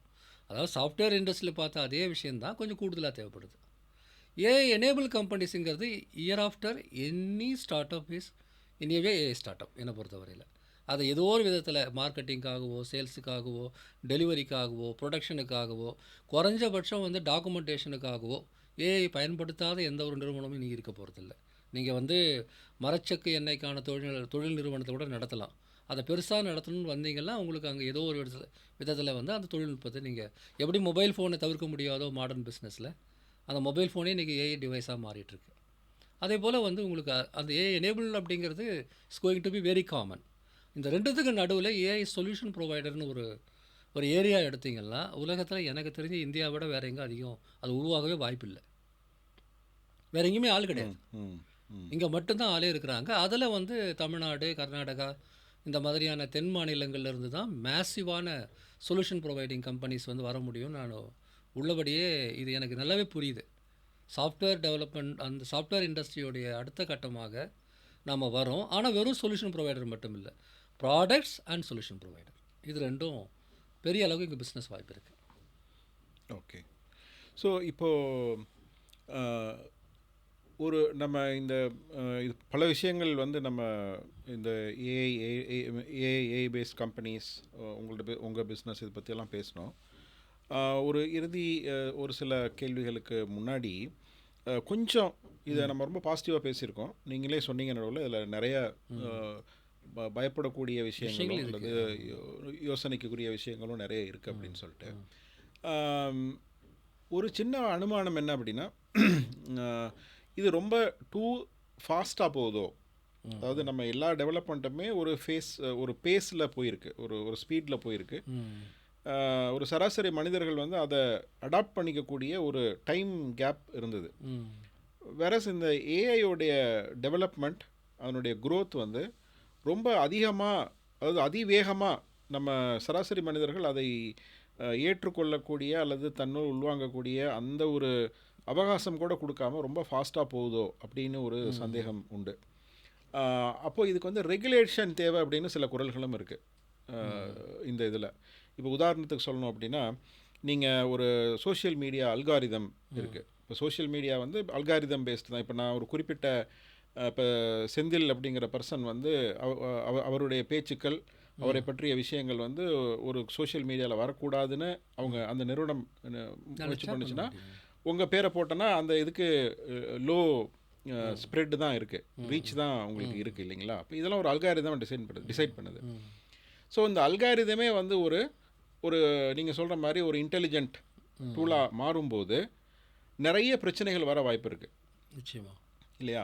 ஸோ அந்த மாதிரியான ஒரு ஒரு சூழல் வந்து ரெகுலேஷன் தேவைன்னு நினைக்கிறீங்களா? இல்லை இது எப்படி போகும்? இது இது இது இது இது இது இது மட்டுமே ஒரு பெரிய சப்ஜெக்ட். நம்ம அதுக்குள்ளே ரொம்ப ஆழமாக போக வேண்டாம். ஆனால் வேறு ஓரளவு நம்ம அதையும் டச் பண்ணால் நல்லதுன்னு நினைக்கிறேன் இந்த உரையாடலில். ஆமாம். அதாவது வந்து மிக முக்கியமான பிரச்சனை நான் பார்க்குறது வந்து ப்ரைவசின்னு ஒன்று எதிர்காலத்தில் இல்லாமல் போயிடுமோன்ற அச்சம் எல்லாருக்கும் இருக்குது. ஏன்னா இந்த தொழில்நுட்பத்தினுடைய தன்மைன்னு மட்டும் நான் சொல்லலை. இந்த தொழில்நுட்பத்தை யார் கையில் வச்சுருக்காங்களோ அவங்க என்றைக்குமே நம்முடைய ப்ரைவசியை வந்து ஏற்றுக்கிறது கிடையாது. உங்களை பற்றி முழுமையாக தகவல் எனக்கு வேணும் அப்படின்னு தான். என்றைக்கு ஃபேஷியல் ரெகக்னிஷன் வந்ததோ அன்றைக்கே வந்து அந்த ப்ரைவசி மேலே மரண அடி விழுந்துருச்சுங்கிறது தான் உண்மை. சோஷியல் மீடியா எல்லாமே இனியவே வந்து ஒரு ஸ்பைவேர் தான் என்னை பொறுத்தவரையில். அது எல்லா விதத்துலேயும் வந்து அரசாங்கமோ அல்லது கார்ப்பரேட் நிறுவனங்களோ அதை பயன்படுத்தி இப்போ நீங்கள் சொன்ன மாதிரி அந்த அல்காரிதமிக்காகவே நம்மளை வந்து கட்டுப்படுத்தக்கூடிய இல்லை நம்ம சிந்தனையை கட்டுப்படுத்தக்கூடிய விஷயங்களை ஏற்கனவே தொடங்கிருச்சு. சோஷியல் மீடியாவே அதனுடைய தொடக்கம்தான். ஏஐ அப்படிங்கிற ஒரு விஷயத்தை பொறுத்தவரையில் அது 1950ஸ்லேருந்தே தொடங்கி வருது. அது வந்து ஒரு பெரிய ஜம்ப் எடுத்தது வந்து 2018-19க்கு பிறகு. ChatGPT 2022 வந்தபோது தான் அது பாப்புலராக தெரிய ஆரம்பிச்சிது. அதுக்கு முன்னாடி எங்கள் மாதிரி அந்த இண்டஸ்ட்ரியில் இருக்கிறவங்களுக்கு தெரியும் ஏஐ வரப்போகுதுன்ற ஏஐங்கிற அந்த புது யுகம் தொடங்குது என்கிற ஒரு எண்ணத்தில் தான் நான் ஐலேசான்னு பேரே வச்சேன். ஏஐயில் தொடங்குற மாதிரி என்னுடைய கம்பெனியோடைய லோகோவே வந்து ஏஐ. ஆனால் மொத்தமாக பார்த்தீங்கன்னா அப்படின்னு இருக்கும். இப்போ நான் அப்படி வச்சுருக்க மாட்டேன். இப்போ ஏஐ காமன் ஆகிடுச்சு. நான் தொடங்கும் போது அது புதுமையாக இருந்ததுனால தான் ஏஐங்கிற வார்த்தையை தமிழ் மாதிரி அதை வடிவமைச்சு ஐலேசா அப்படின்னு பேர் வச்சுருந்தேன். இப்போது ரொம்ப காமன். இப்போ நான் பேர் வச்சு அப்படி வைக்க மாட்டேன். நான் சொல்கிறது 19. அதன் பிறகு 2 வருஷத்தில் எல்லாம் தலைகிழம் மாறிடுச்சு. அவ்வளோ ஃபாஸ்ட். நீங்கள் சொன்னது கரெக்டு. அவ்வளோ வேகமாக எந்த தொழில்நுட்பம் வந்து புயல் மாதிரி அடித்து வீசி நாம் வந்து படிக்கலை. ஆனால் இப்போவே வந்து அந்த வேகம் தனிய ஆரம்பிச்சிருக்கு. அது முதல்ல வந்த வேகம் 2026-27 வந்து அது மட்டுப்பட ஆரம்பிக்கும். அந்த ஹைப்பு வந்து குறைய ஆரம்பிச்சிருக்கு இப்போது. ஏன்னா எப்பவுமே எல்லா தொழில்நுட்பத்தும் நடக்கிறது தான். திடீர்னு ஒன்று வேகமாக வரும், கொஞ்சம் குறையும். ஆனால் அது பிரச்சனை இல்லை என்னை பொறுத்தவரை. கால ஓட்டத்தில் நம்ம சுதாரிச்சுக்கலாம், கற்றுக்கணுமோ இல்லை வேணாமோன்னு. இந்த ரியல் ப்ராப்ளம் வந்து ரெஸ்பான்சிபிலிட்டி. யார் வந்து ஏஐ ரிலேட்டடான ஒவ்வொன்றதுக்கும் ரெஸ்பான்சிபிள்.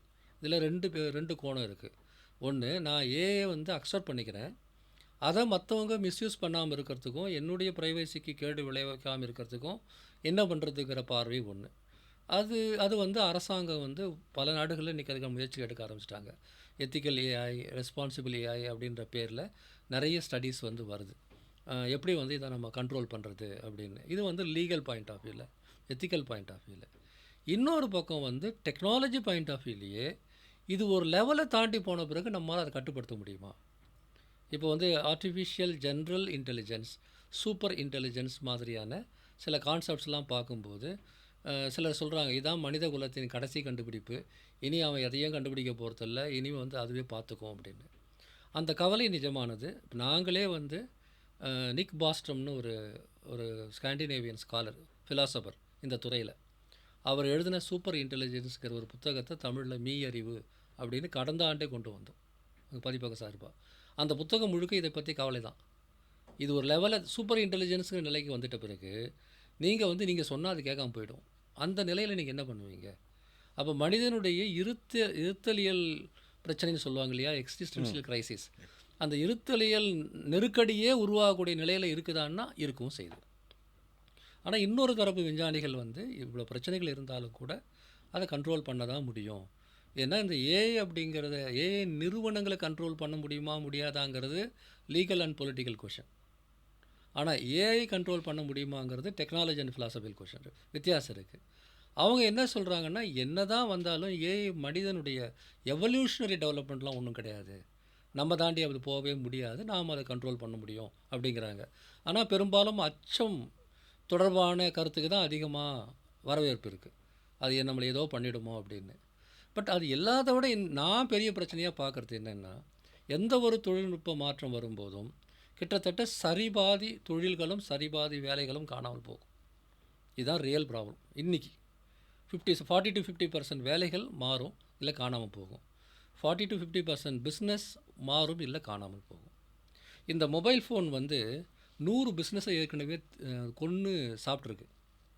இந்த மொபைல் ஃபோன் ஒரே ஒரு டிவைஸ் எவ்வளவு டிவைசஸை வந்து காலி பண்ணியிருக்கு, எவ்வளவு முன்னாடி இருந்த சாதனங்களை அல்லது ப்ராசஸஸ் எல்லாம் காலி பண்ணியிருக்குன்னு நீங்கள் பார்க்கலாம். ஒரு ஒரு அஞ்சல் துறைங்கிற ஒரு துறை இன்னைக்கு காணாமல் போயிருக்கு. ஒரு உதாரணத்துக்கு சொல்ல வரேன். இது மாதிரி எவ்வளோ சொல்ல முடியும். ஆக ஏஐயால் இந்த 40-50% பேருக்கு வந்து வேலை போகலாம் அல்லது வேலை மாறலாம். அப்போ அது யார் பொறுப்பெடுக்கிறது? இன்றைக்கி வந்து அமெரிக்காவில் பெரிய பயம் என்னென்னா, என்ஜினியரிங் ஆட்டோமேஷன் வந்தபோது ப்ளூ காலர் லேபர் தான் பாதிக்கப்படுவான், கவலைப்படாமல் எல்லாரும் வந்து ஆட்டோமேஷன் மிக சிறந்ததுன்னு பேசிகிட்டு இருந்தாங்க. இன்றைக்கி அவங்களே பயப்படுறாங்க. ஏன்னா இப்போ பாதிக்கப்பட போது ஒயிட் காலர் ஜாப். நீங்கள் வந்து ஒரு ஒரு வக்கீல் ஆஃபீஸில் பார்த்துருப்பீங்க, நிறைய புக்ஸ் அடுக்கி வச்சு கேஸ் புக்கெலாம் வச்சு பார்த்து குறிச்சிட்டு ஒரு கேஸ் போகிறதுக்கு ஒரு வாரம் செலவு பண்ணுவாங்க குறிப்பு எடுக்கிறதுக்கு. இன்றைக்கி நாங்கள் போட்டிருக்கிற சேட் புக் சாஃப்ட்வேரில் அது எல்லாத்தையும் சேர்த்துட்டிங்கன்னா கேள்வி பதில் மாதிரி தான், வாட்ஸ்அப்பில் சேட் பண்ணுற மாதிரி பதில் வந்துடும். அந்த வழக்கறிஞர் என்ன பண்ணுவார்? இன்றைக்கி ஒரு கேஸ்னால் அந்த கேஸ் கொடுத்தோம்னா இதெல்லாம் தீர்ப்புன்ற அளவுக்கு வந்துருச்சு. ஆமாம் இல்லையா? அதுவே வந்து தீர்ப்பு சொல்லுது. நீங்கள் வந்து வெரிஃபை பண்ணி ஓகே பண்ணிவிட்டு போயிடலாம். அப்போது டாப் லெவல் பொசிஷன்லாம் காலி ஆகும்போது இப்போ வந்து ஆட்டோமேஷன் தப்பு. அப்போ ஒயிட் காலர் ஜாப் போகும்போது உங்களுக்கு நல்லதாக இருந்தது. இன்றைக்கி சிஎக்ஸ்ஓ லெவலில் இருக்கிறவங்க அத்தனை பேரும் தங்களுடைய டிஜிட்டல் ட்வீனை வந்து எப்படியோ உருவாக்க முயற்சி பண்ணுறாங்க. ஒரு பக்கம் அவங்களுக்கு வந்து ஓகேவாக இருக்குது. நாளைக்கு சிஇஓங்கிறதே ஒரு ஏஐ ஏஜென்ட்டாக இருந்தால் நீங்கள் என்ன பண்ண போகிறீங்க? This companies run by AI agent. பண்ண முடியாது, எதுவும் கிடையாது. துபாயில் ஏதோ ஒரு நிறுவனத்தில், ஒரு அரசு சார்ந்த நிறுவனத்திலேயே ஒரு one of the board of director வந்து ஒரு ஏஐ இதாக வச்சுருக்காங்க. இப்போ நீங்கள் நடக்குதுங்க. இப்போ நான் வந்து கூகுள் ஜூம் மீட்டிங் போகிறேன், வாரத்துக்கு 3 மீட்டிங் போகிறேன் எங்களுடைய மார்க்கெட்டிங் டீமோட. அது கூடவே மினிட்ஸ் எடுக்கிறதுக்குன்னு ஒரு சாஃப்ட்வேர் அதில் உட்காந்துட்ருக்குது. கரெக்டாக மினிட்ஸ் எடுத்து அந்த டிஸ்கஷனை கம்ப்ளீட்டாக சம்மப் பண்ணி கொடுக்குது. இப்போ மினிட்ஸ் எடுக்கிறங்கிற வேலைக்கு ஒரு ஆள் நம்ம வச்சில்ல, ஆனால் அது ஒரு ஆளுடைய வேலையாக இருந்துச்சு இல்லையா? அந்த வேலை போச்சு தானே. ஸோ இந்த ரியல் ப்ராப்ளம் வந்து சால்வ் பண்ணுறதுங்கிறது it's not technology, it's social, political, economical. இந்த பிரச்சனை இதுக்காக தான் எல்லோரும் ஏஐ பாலிசியை வந்து நீங்கள் யோசிக்க வேண்டியதாக இருக்குது. இப்போது தமிழ்நாட்டில் வந்து நம்முடைய மிகப்பெரிய பலம் வந்து சாஃப்ட்வேர் டெவலப்மெண்ட் வச்சுங்களேன். இப்போ கோட் அந்த ப்ரோக்ராமிங்ன்ற கான்செப்டே கம்ப்ளீட்டாக மாறும்போது இவங்க எங்கே போவாங்க?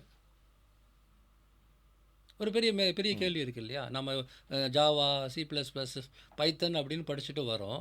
திடீர்னு வந்து மார்க்கெட்டில் தேவைப்படக்கூடிய சாஃப்ட்வேர் டெவலப்பர்ஸ் எண்ணிக்கை ரொம்ப கம்மின்னு வச்சுக்கோங்க. அதை நம்பி தானே வந்து பிள்ளைங்களை நம்ம வந்து பிஇ படிக்க வைக்கிறோம். இப்போ அந்த சாஃப்ட்வேர் டெவலப்மெண்ட்டே வந்து நீ தேவையில்லை, நான் வந்து ஜஸ்ட்டு வந்து ப்ராம்ப்ட்லேயே வந்து வெப்சைட் பண்ணிக்குவேன் அப்படின்ற நிலைமை வந்தால் இவங்க எவ்வளோ பேருக்கு வேலை கிடைக்கும்? 1000 பேருக்கு வேலை கிடைக்க வேண்டிய இடத்துல 100 பேர் தானே கிடைக்கும்.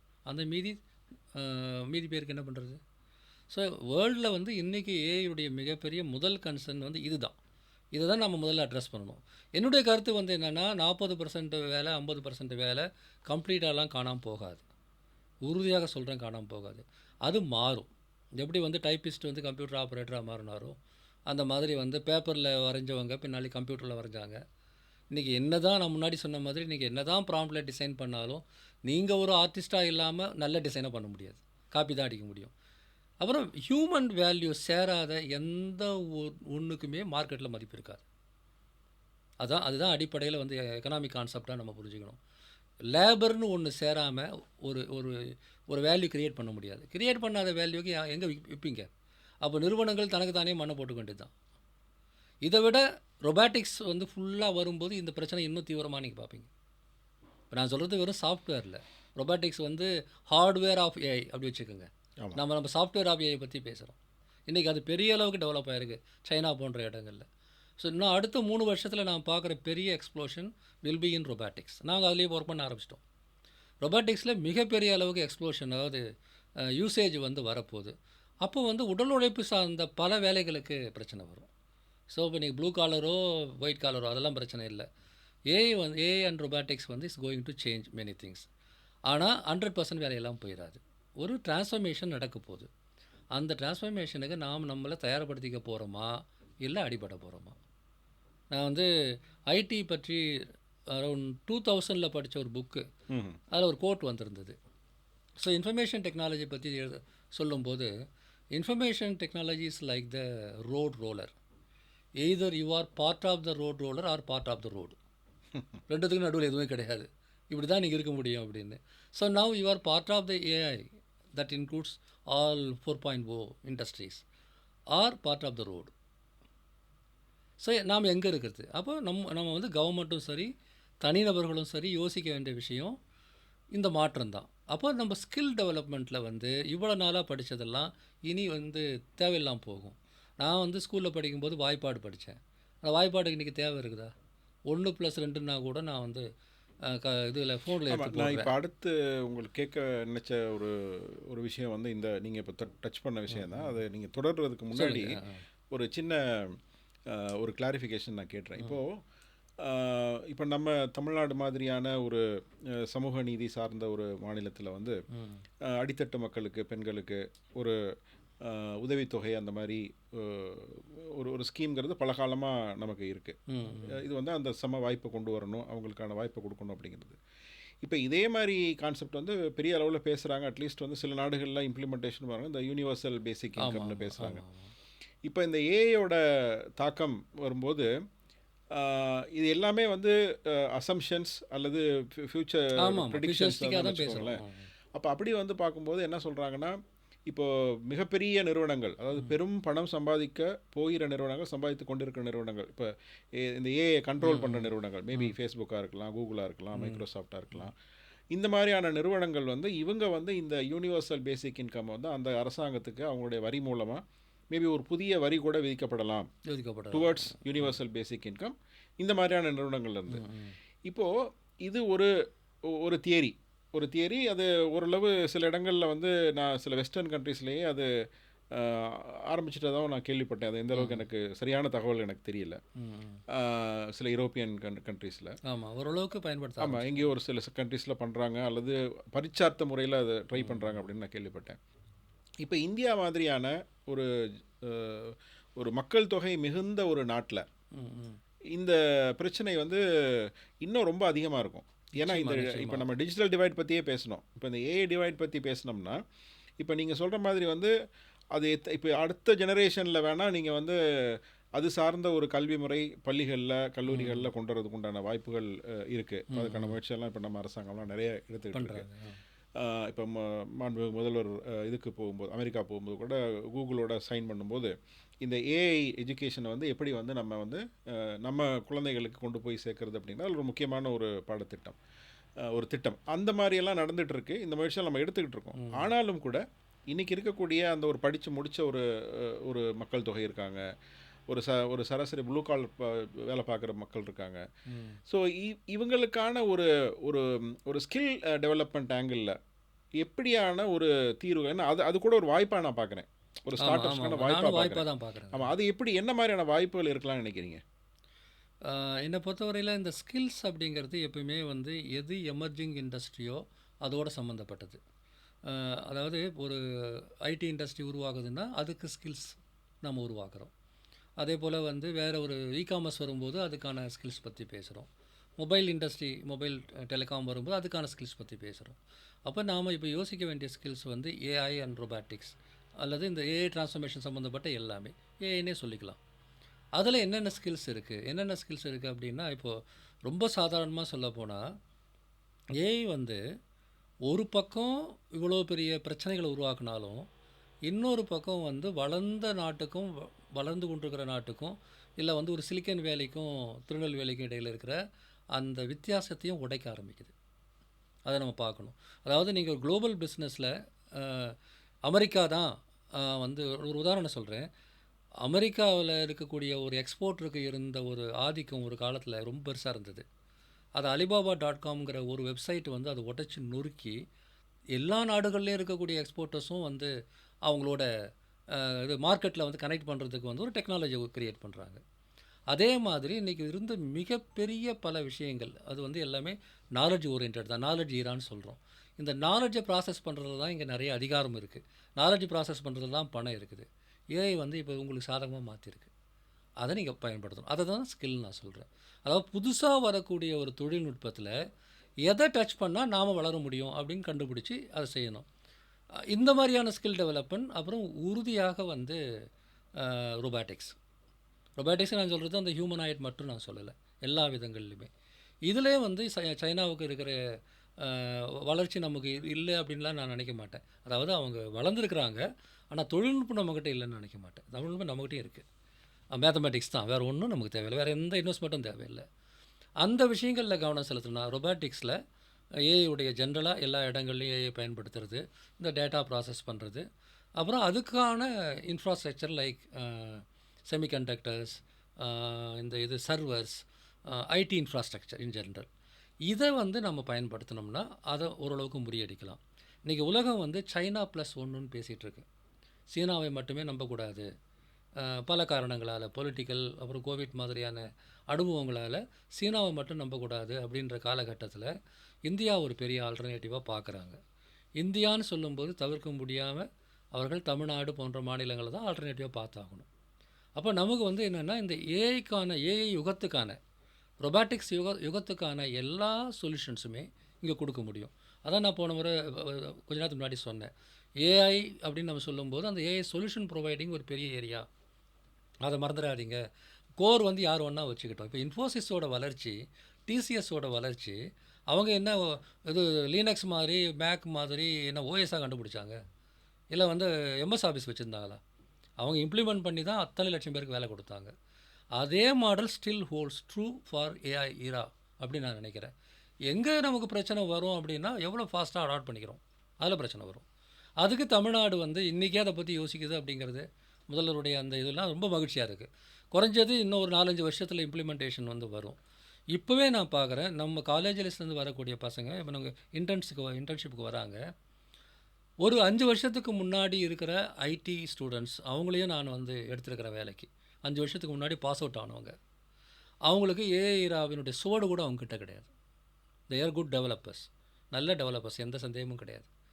2020-21 பிஇ பிடெக் முடித்தாங்க இல்லையா, அவங்ககிட்ட ஏஐயுடைய சோடு கூட கிடையாது. அவங்களுக்கு வேலை இருக்குது. அதன் பிறகு வந்த பசங்க வந்து இப்போ பண்ணுறதே எல்லாம் ஏஐஎம்எல் ப்ராஜெக்ட்ஸ் பண்ணுறதுனால 20 வருஷமாக கஷ்டப்பட்டு நாங்கள் நினச்சதெல்லாம் அந்த பிள்ளைங்க ரொம்ப சுலபமாக 2 நாளில் பண்ணிடுறாங்க. எனக்கு ரொம்ப மகிழ்ச்சியாக இருக்குது. நாங்கள் பேசின என்எல்பி எல்லாம் ஒரு காலத்தில் நேச்சுரல் லாங்குவேஜ் ப்ராசஸிங் பற்றி நான் பேசும்போது தமிழ்நாட்டிலே 10 பேர் தான் புரியும். இன்றைக்கி வரக்கூடிய அத்தனை பேருக்கு அது புரியுது. அதனால் நம்ம பிள்ளைங்க வந்து அடாப்ட் பண்ணிக்கிறதுல ரொம்ப கெட்டிக்காரங்களாக இருக்கிறாங்கன்னு தான் எனக்கு தோணுது. அவங்கள லீட் பண்ணுற கெப்பாசிட்டி எங்களுக்கு இருக்குதா இல்லையாங்கிறது தான் கேள்வி. இங்கே இருக்கிற ஐடி கம்பெனிஸுக்கு, இங்கே இருக்கிற டெக் கம்பெனிஸ்க்கு வந்து இந்த பிள்ளைகளை வந்து லீட் பண்ணுற அளவுக்கு இவங்க அப்டேட்டடாக இருக்கிறாங்களா இல்லையாங்கிறதா இல்லைங்கிறது என்னுடைய தனிப்பட்ட கருத்து. இவங்களுக்கு தான் புரியல, பிள்ளைங்க நல்லா புரிஞ்சுக்கிட்டு வராங்க. அப்புறம் அவங்க ப்ராம்ப்ட் இன்ஜினியரிங் கற்றுக்கிற வேகமும், இது படங்களை க்ரியேட் பண்ணுறதெல்லாம் பார்க்கும்போது ஒன்றும் இல்லைங்க. எப்படி சின்ன குழந்தை வந்து மொபைல் ஃபோனை ஈஸியாக பழகுதோ, அந்த மாதிரி அவங்க வரும்போது வரக்கூடிய டெக்னாலஜியில் பழகி வந்துட்டாங்க. ஸோ இவங்கள வச்சுக்கிட்டு நம்ம வந்து மிகப்பெரிய அளவுக்கான சொல்யூஷன் ப்ரொவைடராக மாறணுன்னா குறைஞ்சபட்சம் இன்னும் 10 வருஷம் தமிழ்நாடு சேஃப்னு நான் நினைப்பேன். ரைட். ஸோ நம்ம நிறைய விஷயங்கள் இதை பற்றி நம்ம பேசினோம். பிட்ஸ் அண்ட் பீசஸாக பேசினாலும் வந்து பார்த்திங்கன்னா அதிலேருந்து எடுத்துக்கொள்ளக்கூடிய ஸ்டார்ட் அப்ஸாக இருக்கலாம், ஆஸ்பைரிங் ஸ்டார்ட் அப்ஸாக இருக்கலாம், அகாடமிஷியன்ஸாக இருக்கலாம், ஸ்டூடெண்ட்ஸாக இருக்கலாம், பல விஷயங்கள் வந்து எடுத்துக்கொள்ளக்கூடிய ஒரு நல்ல ஒரு போட்காஸ்ட்டாக இது அமைஞ்சுது. இன்னொரு விஷயம் நான் இந்த உரையாடல் முடிக்கிறதுக்கு முன்னாடி கேட்க விரும்புகிற விஷயம் வந்து, இப்போ நீங்கள் ஐலேசா நிறுவனம் அதை வந்து ஓரளவு ஒரு ஒரு பல கட்டங்களை தாண்டி நீங்கள் வந்து இருக்கிறீங்க. இப்போ இதனுடைய உங்களுடைய விஷன் என்ன? இது எப்படி கொண்டு போகலான்னு நீங்கள் நினைக்கிறீங்க? உங்களுடைய அந்த end goal of this company, இதை எப்படி இப்போ ஏஐ புரட்சி பற்றி நம்ம பேசுகிறோம். இந்த ஏஐ புரட்சியில் வந்து இப்போ நான் இப்போ ஸ்டார்ட் அப் டிஎன் மாதிரியான ஒரு அமைப்பிலிருந்து நான் பார்க்கும்போது, நாங்கள் பல்வேறு துறைகளில் ஒர்க் பண்ணும்போது ஒவ்வொரு துறையிலையும் வந்து ஒரு பவர்ஃபுல் பிராண்ட்ஸை க்ரியேட் பண்ணணும்னு நம்ம அதாவது எங்களுடைய ஒரு மேண்டேட், ஒரு கோல். ஏன்னா அந்த பவர்ஃபுல் பிராண்ட்ஸை க்ரியேட் பண்ணும்போது தமிழ்நாட்டுடைய பிராண்ட்ஸ் வரும்போது நம்ம உலக அளவில் வந்து அந்த குளோபல் ஒரு இனோவேஷன் மேப்பில் வந்து நம்ம ஒரு ப்ராமினென்ட் ரோல் அல்லது பொசிஷன் எடுக்க முடியும். ஒரு டாப் 10 டாப் 20 பொசிஷனுக்குள்ளே வர முடியும் அப்படின்னு பார்க்குறோம் ஒரு பீரியட் ஆஃப் ஒரு 10 வருடங்களுக்குள்ளே. அந்த கான்டெக்ஸ்டில் வந்து உங்களுடைய ஐலேசா நிறுவனமும் அந்த ஒரு பவர்ஃபுல் பிராண்டாக வரணும் அப்படிங்கிறது என்னுடைய விருப்பம், வாழ்த்துக்களும் கூட. அதுக்கு அதற்கான உங்களுடைய திட்டங்கள் என்ன, உங்களுடைய தொலைநோக்கு பார்வை என்ன? அதாவது இந்த அலைசா நிறுவனத்தில வந்து நான் பல இடங்கள்ல இத சொல்லியிருக்கிறேன். கொஞ்சம் கிராண்டா இருந்தாலும், கிராண்டா இருக்கிறது தான் நம்மள கவர்ந்து இழுக்கும். சும்மா ஜஸ்ட் லைக் தட் பேச முடியாது. லாங்குவேஜ்ன்னு நம்ம சொல்லும்போது, நாம ஏதோ எழுத்துக்களையோ அல்லது வந்து டெக்ஸ்ட்டையோ நம்ம சொல்லல. லாங்குவேஜ் இஸ் அப்படின்னு சொல்லும்போது, அறிவு நாலெட்ஜ்ன்னு சொல்றோம். இந்த நாலெட்ஜ் இருக்கக்கூடிய ஒரு வடிவம் தான். அத ப்ராசஸ் பண்றது தான் language. So when we say it's a multilingual and multi modal AI என்ன மீன் பண்ணுறோம் அப்படின்னா, இதை நான் வந்து ஒரு ஒரு 3 வார்த்தைகளில் சொல்கிறேன். இந்த உலகத்தில் யார் எந்த மொழியில் ஒரு புத்தகம் அல்லது ஒரு கட்டுரை, ஏதோ ஒரு டெக்ஸ்ட் புத்தகம்னு வச்சுக்கலாம். யார் எந்த மொழியில் ஒரு புத்தகத்தை எழுதினாலும் அவங்களுடைய உதவியே இல்லாமல் அந்த புத்தகத்தை நான் என் மொழியில் படிக்க முடியணும். இந்த உலகத்தில் யார் எந்த மொழியில் ஒரு வெப்சைட் போட்டாலும் அவங்க உதவியே இல்லைன்னா இல்லீகல்னு அர்த்தம் இல்லை. அவங்க அதை டிரான்ஸ்லேட் பண்ணணுன்ற அவசியம் கிடையாது. அப்படி அவங்களோட உதவி இல்லாமல் நான் என்னுடைய மொழியிலே அதை நான் வந்து படிக்க முடியணும். யார் எந்த மொழியில் ஒரு சினிமா படம் எடுத்தாலும் இல்லை டிவி சீரியல் எடுத்தாலும் அது நெட்ஃப்ளிக்ஸில் போட்டாலும் அவங்களுடைய இன்டர்வென்ஷனே இல்லாமல் என்னுடைய மொழியில் அதை நான் கன்சியூம் பண்ண முடியணும். அதே போல் தான் என்னுடைய மொழியில் இருக்கிற எந்த ஒன்றையும் உலகத்துக்கு கொடுக்கறது. இதுகளுடைய தொடர்ச்சியாக யார் எந்த மொழியில் பேசினாலும் அவங்களுக்கு எந்த சிரமமும் இல்லாமல் நான் என் மொழியில் அதை கேட்டு என் மொழியில் பதில் சொல்கிறத அவங்க மொழியில் புரிஞ்சுக்கணும். இதுதான் வந்து அந்த மல்டிலிங்குவல் ஏஐனுடைய பொதுவான கோல். இந்த துறையில் வந்து லாங்குவேஜ் இந்த ஏஐ வந்தபோது இது பல பேருக்கு ஓப்பனாக ஈஸியாக தெரிஞ்சிருந்தாலும் கூட நிறைய பேர் அதில் ட்ராவல் பண்ணலை. இது வந்து புதுசு கிடையாது. நான் சொல்கிறது எதுவுமே புதுசு கிடையாது. ஆனால் நிறைய நிறுவனங்கள் அந்த பாதையில் ட்ராவல் பண்ணலை. பெரும்பாலும் அவங்க மோனோலிங்குவலாக தான் பண்ணுறாங்க. ஆனால் நான் ஆரம்பத்துலேருந்தே இந்த மல்டிலிங்குவல் அப்படிங்கிறதுல நான் விடாப்பிடியாக நான் இருக்கிறதோட காரணம், அந்த முறையில் செயல்பட்டால் மட்டும்தான் உலகத்தில் இருக்கிற எந்த ஒரு புக்கையும் எந்த ஒரு வெப்சைட்டையும் எந்த ஒரு சினிமாவும் தமிழ்நாட்டில் இருக்கிற ஒரு சாதாரண ஒருத்தர் கன்சியூம் பண்ண முடியும். அல்லது வந்து அரேபியாவில் இருக்கிற ஒருத்தர் இல்லை ஆப்பிரிக்காவில் இருக்கிற ஒருத்தர் கன்சியூம் பண்ண முடியும். அதனால் இந்த மொழிகள் அப்படிங்கிற ஒரு விஷயத்தை நான் ரொம்ப கவனத்தோடு கையாளுறேன். 300 மொழி 400 மொழி 500 மொழின்னு உலகத்தில் இருக்கக்கூடிய எந்த மொழியாக இருந்தாலும் எந்த தகவலையும் கன்சியூம் பண்ணணும். அப்படின்னா மீனிங் வெரி சிம்பிள். மொழி ஆதிக்கம் இல்லாத எல்லா தகவல்களும் எல்லா மொழியிலும் கிடைக்கக்கூடிய ஒரு இன்டர்ஃபேஸாக வந்து ஐலெஸாக இருக்கணும். இன்றைக்கி நாங்கள் அதில் வந்து 2-3 துறைகளில் மட்டும்தான் வேலை செய்கிறோம். ஏன்னா எங்களுடைய தொடக்க நிலை. பப்ளிஷிங் இண்டஸ்ட்ரியை முழுமையாக எடுத்து நான் வேலை செய்கிறேன். என்னுடைய ஒரே உடனடி நோக்கம்னு பார்த்தீங்கன்னா, புக் பப்ளிஷிங் இண்டஸ்ட்ரியில் புத்தகங்களை படிக்கிற விஷயத்தில் இருக்கிற மொழித்தடையை உடைத்தெறிதல். இதுதான் முதல் நோக்கம். ஸோ யார் எங்கே வேணால் புக் பப்ளிஷ் பண்ணுறீங்க, நான் என் மொழியில் படிச்சுக்குவேன். அதனுடைய தொடக்கம் தான் அந்த சேட் புக்ஸுங்கிற கான்செப்ட். அதுக்கு அடுத்து நாங்கள் எஜுகேஷன் பிளான் பண்ணுறோம். அதுக்கப்புறம் கவர்மெண்ட். இதுதான் எங்களுடைய அடுத்த 2-3 வருஷ இலக்கு. பப்ளிஷிங் இதில் வந்து எனக்கு இந்த கடந்த ஓராண்டில் மட்டும் நான் 6 இன்டர்நேஷ்னல் புக் ஃபேர்ஸ் அட்டன் பண்ணி இந்த இடங்களில் எல்லா இடங்கள்லையும் ஏஐ அண்டு புக் பப்ளிஷிங் பற்றி நான் பேசினேன். அந்த வரவேற்பு ரொம்ப நல்லா இருக்குது. சென்னையில் தொடங்கி அப்புறம் new Delhi, Kuala Lumpur, Beijing, Sharjah, Frankfurt, போன வாரம் மாஸ்கோ, எல்லா இடங்கள்லையும் ஒரே விஷயத்தை தான் பேசினேன். முதல்ல எதிர்ப்புகளாக இருந்தது, இன்றைக்கி எதிர்ப்பு இல்லை. இன்றைக்கி வந்து ரொம்ப ஆதரவான சூழல் மாறி இருக்குது. என்னுடைய எங்கள் ப்ராடக்டை வந்து நிறைய பேருக்கு வந்து இப்போது பயன்படுத்த ஆரம்பிச்சிருக்கிறாங்க.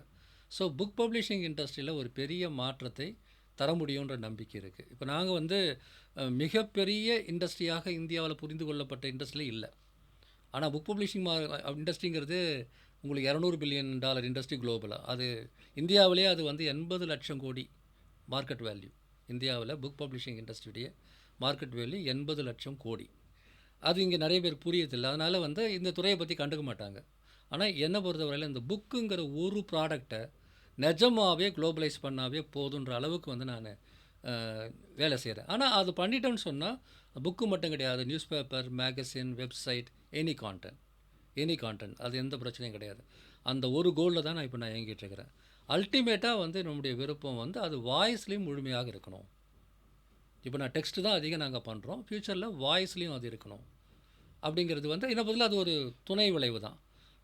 முதல் குறிக்கோள் அப்படிங்கிறது புக் பப்ளிஷிங் இண்டஸ்ட்ரியில் ஒரு மிகப்பெரிய கேம் சேஞ்சராக மாறணும் அப்படிங்கிறது. இன்றைக்கி வந்து ஒரு ஒரு தாட் லீடர்ஷிப்னு சொல்லும் இல்லையா, அந்த கான்செப்டில் எங்களுக்கு ஒரு ஸ்பேஸ் அதில் கிடைக்க ஆரம்பிச்சிருக்கு. நான் போன பல இடங்கள் வந்து அவங்க இன்வைட் பண்ணி நான் போயிட்டு என்னுடைய கருத்துக்களை சொல்கிறதுக்காக தான் நான் போனேன். வெறும் மார்க்கெட்டிங்காக நான் போகல. They invited us. வந்து சொல்லுங்க அப்படின்னு சொல்லிட்டு. அது ரொம்ப பெரிய ஒரு மாற்றமாகவும், ஒரு மகிழ்ச்சியாகவும் வந்து எனக்கு இருக்குது. கண்டிப்பாக. அந்த அந்த ட்ராவல் வந்து ரொம்ப பிடிச்சும் இருக்குது. பிடிக்காத ஒன்றும் செய்ய முடியாதுல்ல. நான் ரொம்ப நாளாக பப்ளிஷராக இருந்திருக்கிறேன். ரைட்டராக, ஜேர்னலிஸ்ட்டாக, டிரான்ஸ்லேட்டராக இருந்திருக்கிறேன். இந்த பக்கம் தொழில்நுட்பத்தையும் நான் அன்றைக்கிலேருந்து கூடவே கொண்டு வந்திருக்கிறேன். எனக்கு பெர்ஃபெக்ட் ஃபிட் வந்து இது. இது இல்லாத இன்னொன்று பற்றி நான் போய் சிரமப்பட வேண்டிய அவசியம் இல்லை. அது நிறைய பேர் இருக்கிறாங்க. அதனால் என் மனசில் இப்போ இருக்கிற குறிக்கோள் வந்து அந்த புக்குங்கிற ஒரு product. How to make it really global. I mean digitally. அந்த ஒர்க் நாங்கள் இப்போ பண்ணிகிட்ருக்கோம். ஓகே. இது ஒரு ஒரு ஒரு ஒரு ஒரு டீப் இனோவேஷன். உண்மையிலே நீங்கள் உங்களுடைய அந்த தாட் ப்ராசஸ் வந்து ஒரு டீப் இனோவேஷன். ஸோ இதுதான் நம்ம எதிர்பார்க்குற, அதாவது ஸ்டார்ட் அப்ஸில் நம்ம எதிர்பார்க்குற விஷயம் வந்து அந்த துறையில் வந்து ஒரு ஒரு டெப்த்தான ஒரு நாலேஜோட அதை புரட்டி போடக்கூடிய ஒரு டிஸ்ரப்டிவ் இனோவேஷன் சொல்லுவோம் பார்த்தீங்களா? அந்த மாதிரி இப்போ நீங்கள் சொல்கிறீங்களா, ஒரு புக்கு வந்து வருது அப்படின்னா அந்த புக்கை வந்து நான் ஒரு மொழியில் எழுதுகிறேன் அல்லது ஒரு மொழியில் சொல்கிறேன். அந்த கண்டென்ட்டை அந்த வந்து யார் வேணாலும் உடனே பார்க்கக்கூடிய மாதிரியான ஒரு, அல்லது கேட்கக்கூடிய மாதிரி பார்க்கக்கூடிய மாதிரியான ஒரு வடிவத்தை கொடுக்கறது வந்து ரொம்ப இலகுவாக, அதுவும் ரொம்ப முக்கியம் இல்லைங்களா? அந்த இலகுவாக அதை நம்ம அடையிற மாதிரி. ஸோ இந்த இனோவேஷன் வந்து ஐலேசா மூலமாக வருவது, அதுவும் தமிழ்நாட்டிலேருந்து அந்த நிறுவனம் ஒரு அடுத்தடுத்த கட்டங்களை நோக்கி நகர்ந்து கொண்டிருப்பது வந்து மிக பெருமையான ஒரு விஷயம். இது மாதிரி கண்டென்ட் மேனேஜ்மெண்ட் துறையில் வந்து ஏஐ பயன்பாட்டை இலகுவாக்கி அதை நிறுவனங்களுக்கு எப்படி கொண்டு செல்கிறோம் அப்படிங்கிற ஒரு ஒரு ஒரு நிறுவனத்தை நீங்கள் உருவாக்கி நடத்திட்டு இருக்கிற அதே நேரத்தில் வந்து பல்வேறு கல்லூரிகள்லையும் சரி, பல்வேறு இந்த மாதிரியான ஒரு ஒரு நாலேஜ் ஷோஸில் அல்லது நாலேஜ் பிளாட்ஃபார்ம்ஸ்லையும் இது பற்றிய கருத்துக்களையும் நீங்கள் வந்து தொடர்ந்து பேசிகிட்டு இருக்கிறீங்க. இன்றைக்கி நம்ம இந்த உரையாடலில் கூட வந்து பார்த்திங்க அப்படின்னா உங்கள் நிறுவனத்தை தாண்டி, உங்கள் நிறுவனத்தை பற்றி பேசின விஷயங்களே அதிலிருந்தே நிறைய விஷயங்கள் நம்ம கற்றுக்கொள்ளக்கூடியதாகவும், அதே நேரம் அதில் இது சார்ந்த வாய்ப்புகள் நிறைய இருக்கிறதையும் நம்ம பார்த்துருந்தோம். அதே மாதிரி வந்து இதில் நம்ம ப்ளஸ் மைனஸ் எல்லாம் பார்த்தால் கூட பெரும்பகுதியாக என்ன மாதிரியான வாய்ப்புகள் இருக்குது. நம்ம வந்து எப்போவுமே நீங்கள் சொன்ன மாதிரி எல்லா புது டெவலப்மெண்ட்ஸ்லையும் அது டெக்னாலஜியாக இருக்கலாம், இதெல்லாம் இருக்குது. அதில் வந்து ஒரு ஒரு எதிர்மறையான சில விஷயங்களும் இருக்க தான் செய்யும். ஆனால் அதற்காக வந்து நம்ம அதுக்கு பயந்துட்டு இருக்கிறதுல வந்து அர்த்தம் இல்லை. அதை எப்படி வந்து நம்ம கையாள முடியும், அந்த எதிர்மறை விஷயங்களை எப்படி வந்து திறமையாக கையாள முடியும், அதை எப்படி வாய்ப்பாக மாற்றிக்கொள்ள முடியும் அப்படிங்கிறதும் ஒரு முக்கியமான விஷயம். அதனால் பல்வேறு தகவல்கள் நாம் இன்றைக்கி வந்து ஸ்டார்ட் அப் நிறுவனங்களுக்கும் சரி, அல்லது ஸ்டார்ட் அப் கம்பெனிகளை ஆரம்பிக்க நினைக்கக்கூடிய ஆஸ்பிரன்ஸுக்கும் சரி மிகவும் ஒரு பயனுள்ள ஒரு உரையாடலாக இது இருந்திருக்கும் அப்படிங்கிறதுல எனக்கு எந்த மாற்று கருத்தும் இல்லை. இன்னும் உங்களோட இன்னும் ஒரு 2 உரையாடல்கள் நடத்தணும்னு நான் விருப்பம். ஒன்று வந்து தமிழர்களும் அல்லது தமிழர்களின் பொருளாதாரம் சார்ந்த ஒரு ஒரு வரலாற்று உண்மைகளை உங்களுடைய பல அரங்கங்களில் நான் கேட்டிருக்கேன். அதை வந்து இந்த மாதிரி ரொம்ப ஒரு ஃப்ரீ ஃப்ளோ டிஸ்கஷனாக கொண்டு போகணுன்னு. 2வது வந்து சைனாவுடைய பொருளாதாரத்தை பற்றியும் நீங்கள் ஒரு ஆழமாக படிச்சுருக்கீங்க. டிராகன் ஒரு புத்தகம் எழுதியிருக்கிறீங்க. அதில் இருக்கக்கூடிய பெஸ்ட் ப்ராக்டிசஸ் ஸ்டில் வந்து நாம் சில விஷயங்கள் வந்து நம்மளுடைய அரசியல் அமைப்பு, அவர்களோட அரசியல் அமைப்பு எல்லாமே வித்தியாசமான ஒரு முறை. சில விஷயங்களை வந்து நம்ம அப்படியே அங்கேருந்து எடுத்துக்கிறது ரொம்ப கஷ்டம். ஆனால் எடுத்துக்கொள்ளக்கூடிய விஷயங்களும் வந்து நாம் இன்னும் பெரும்பாலான இளைஞர்களுக்கு கொண்டு போய் சேர்க்கணுன்னு நான் நினைக்கிறேன். அதுக்கும் இன்னொரு தனியான ஒரு பாட்காஸ்ட் வைக்கணும்னு நான் நினைக்கிறேன். ஸோ இந்த தகவல்களுக்கும் இவ்வளோ நேரம் வந்து எங்களோட நீங்கள் உரையாடுறதுக்கும் மிக்க நன்றி செந்தில். வாழ்த்துக்கள்.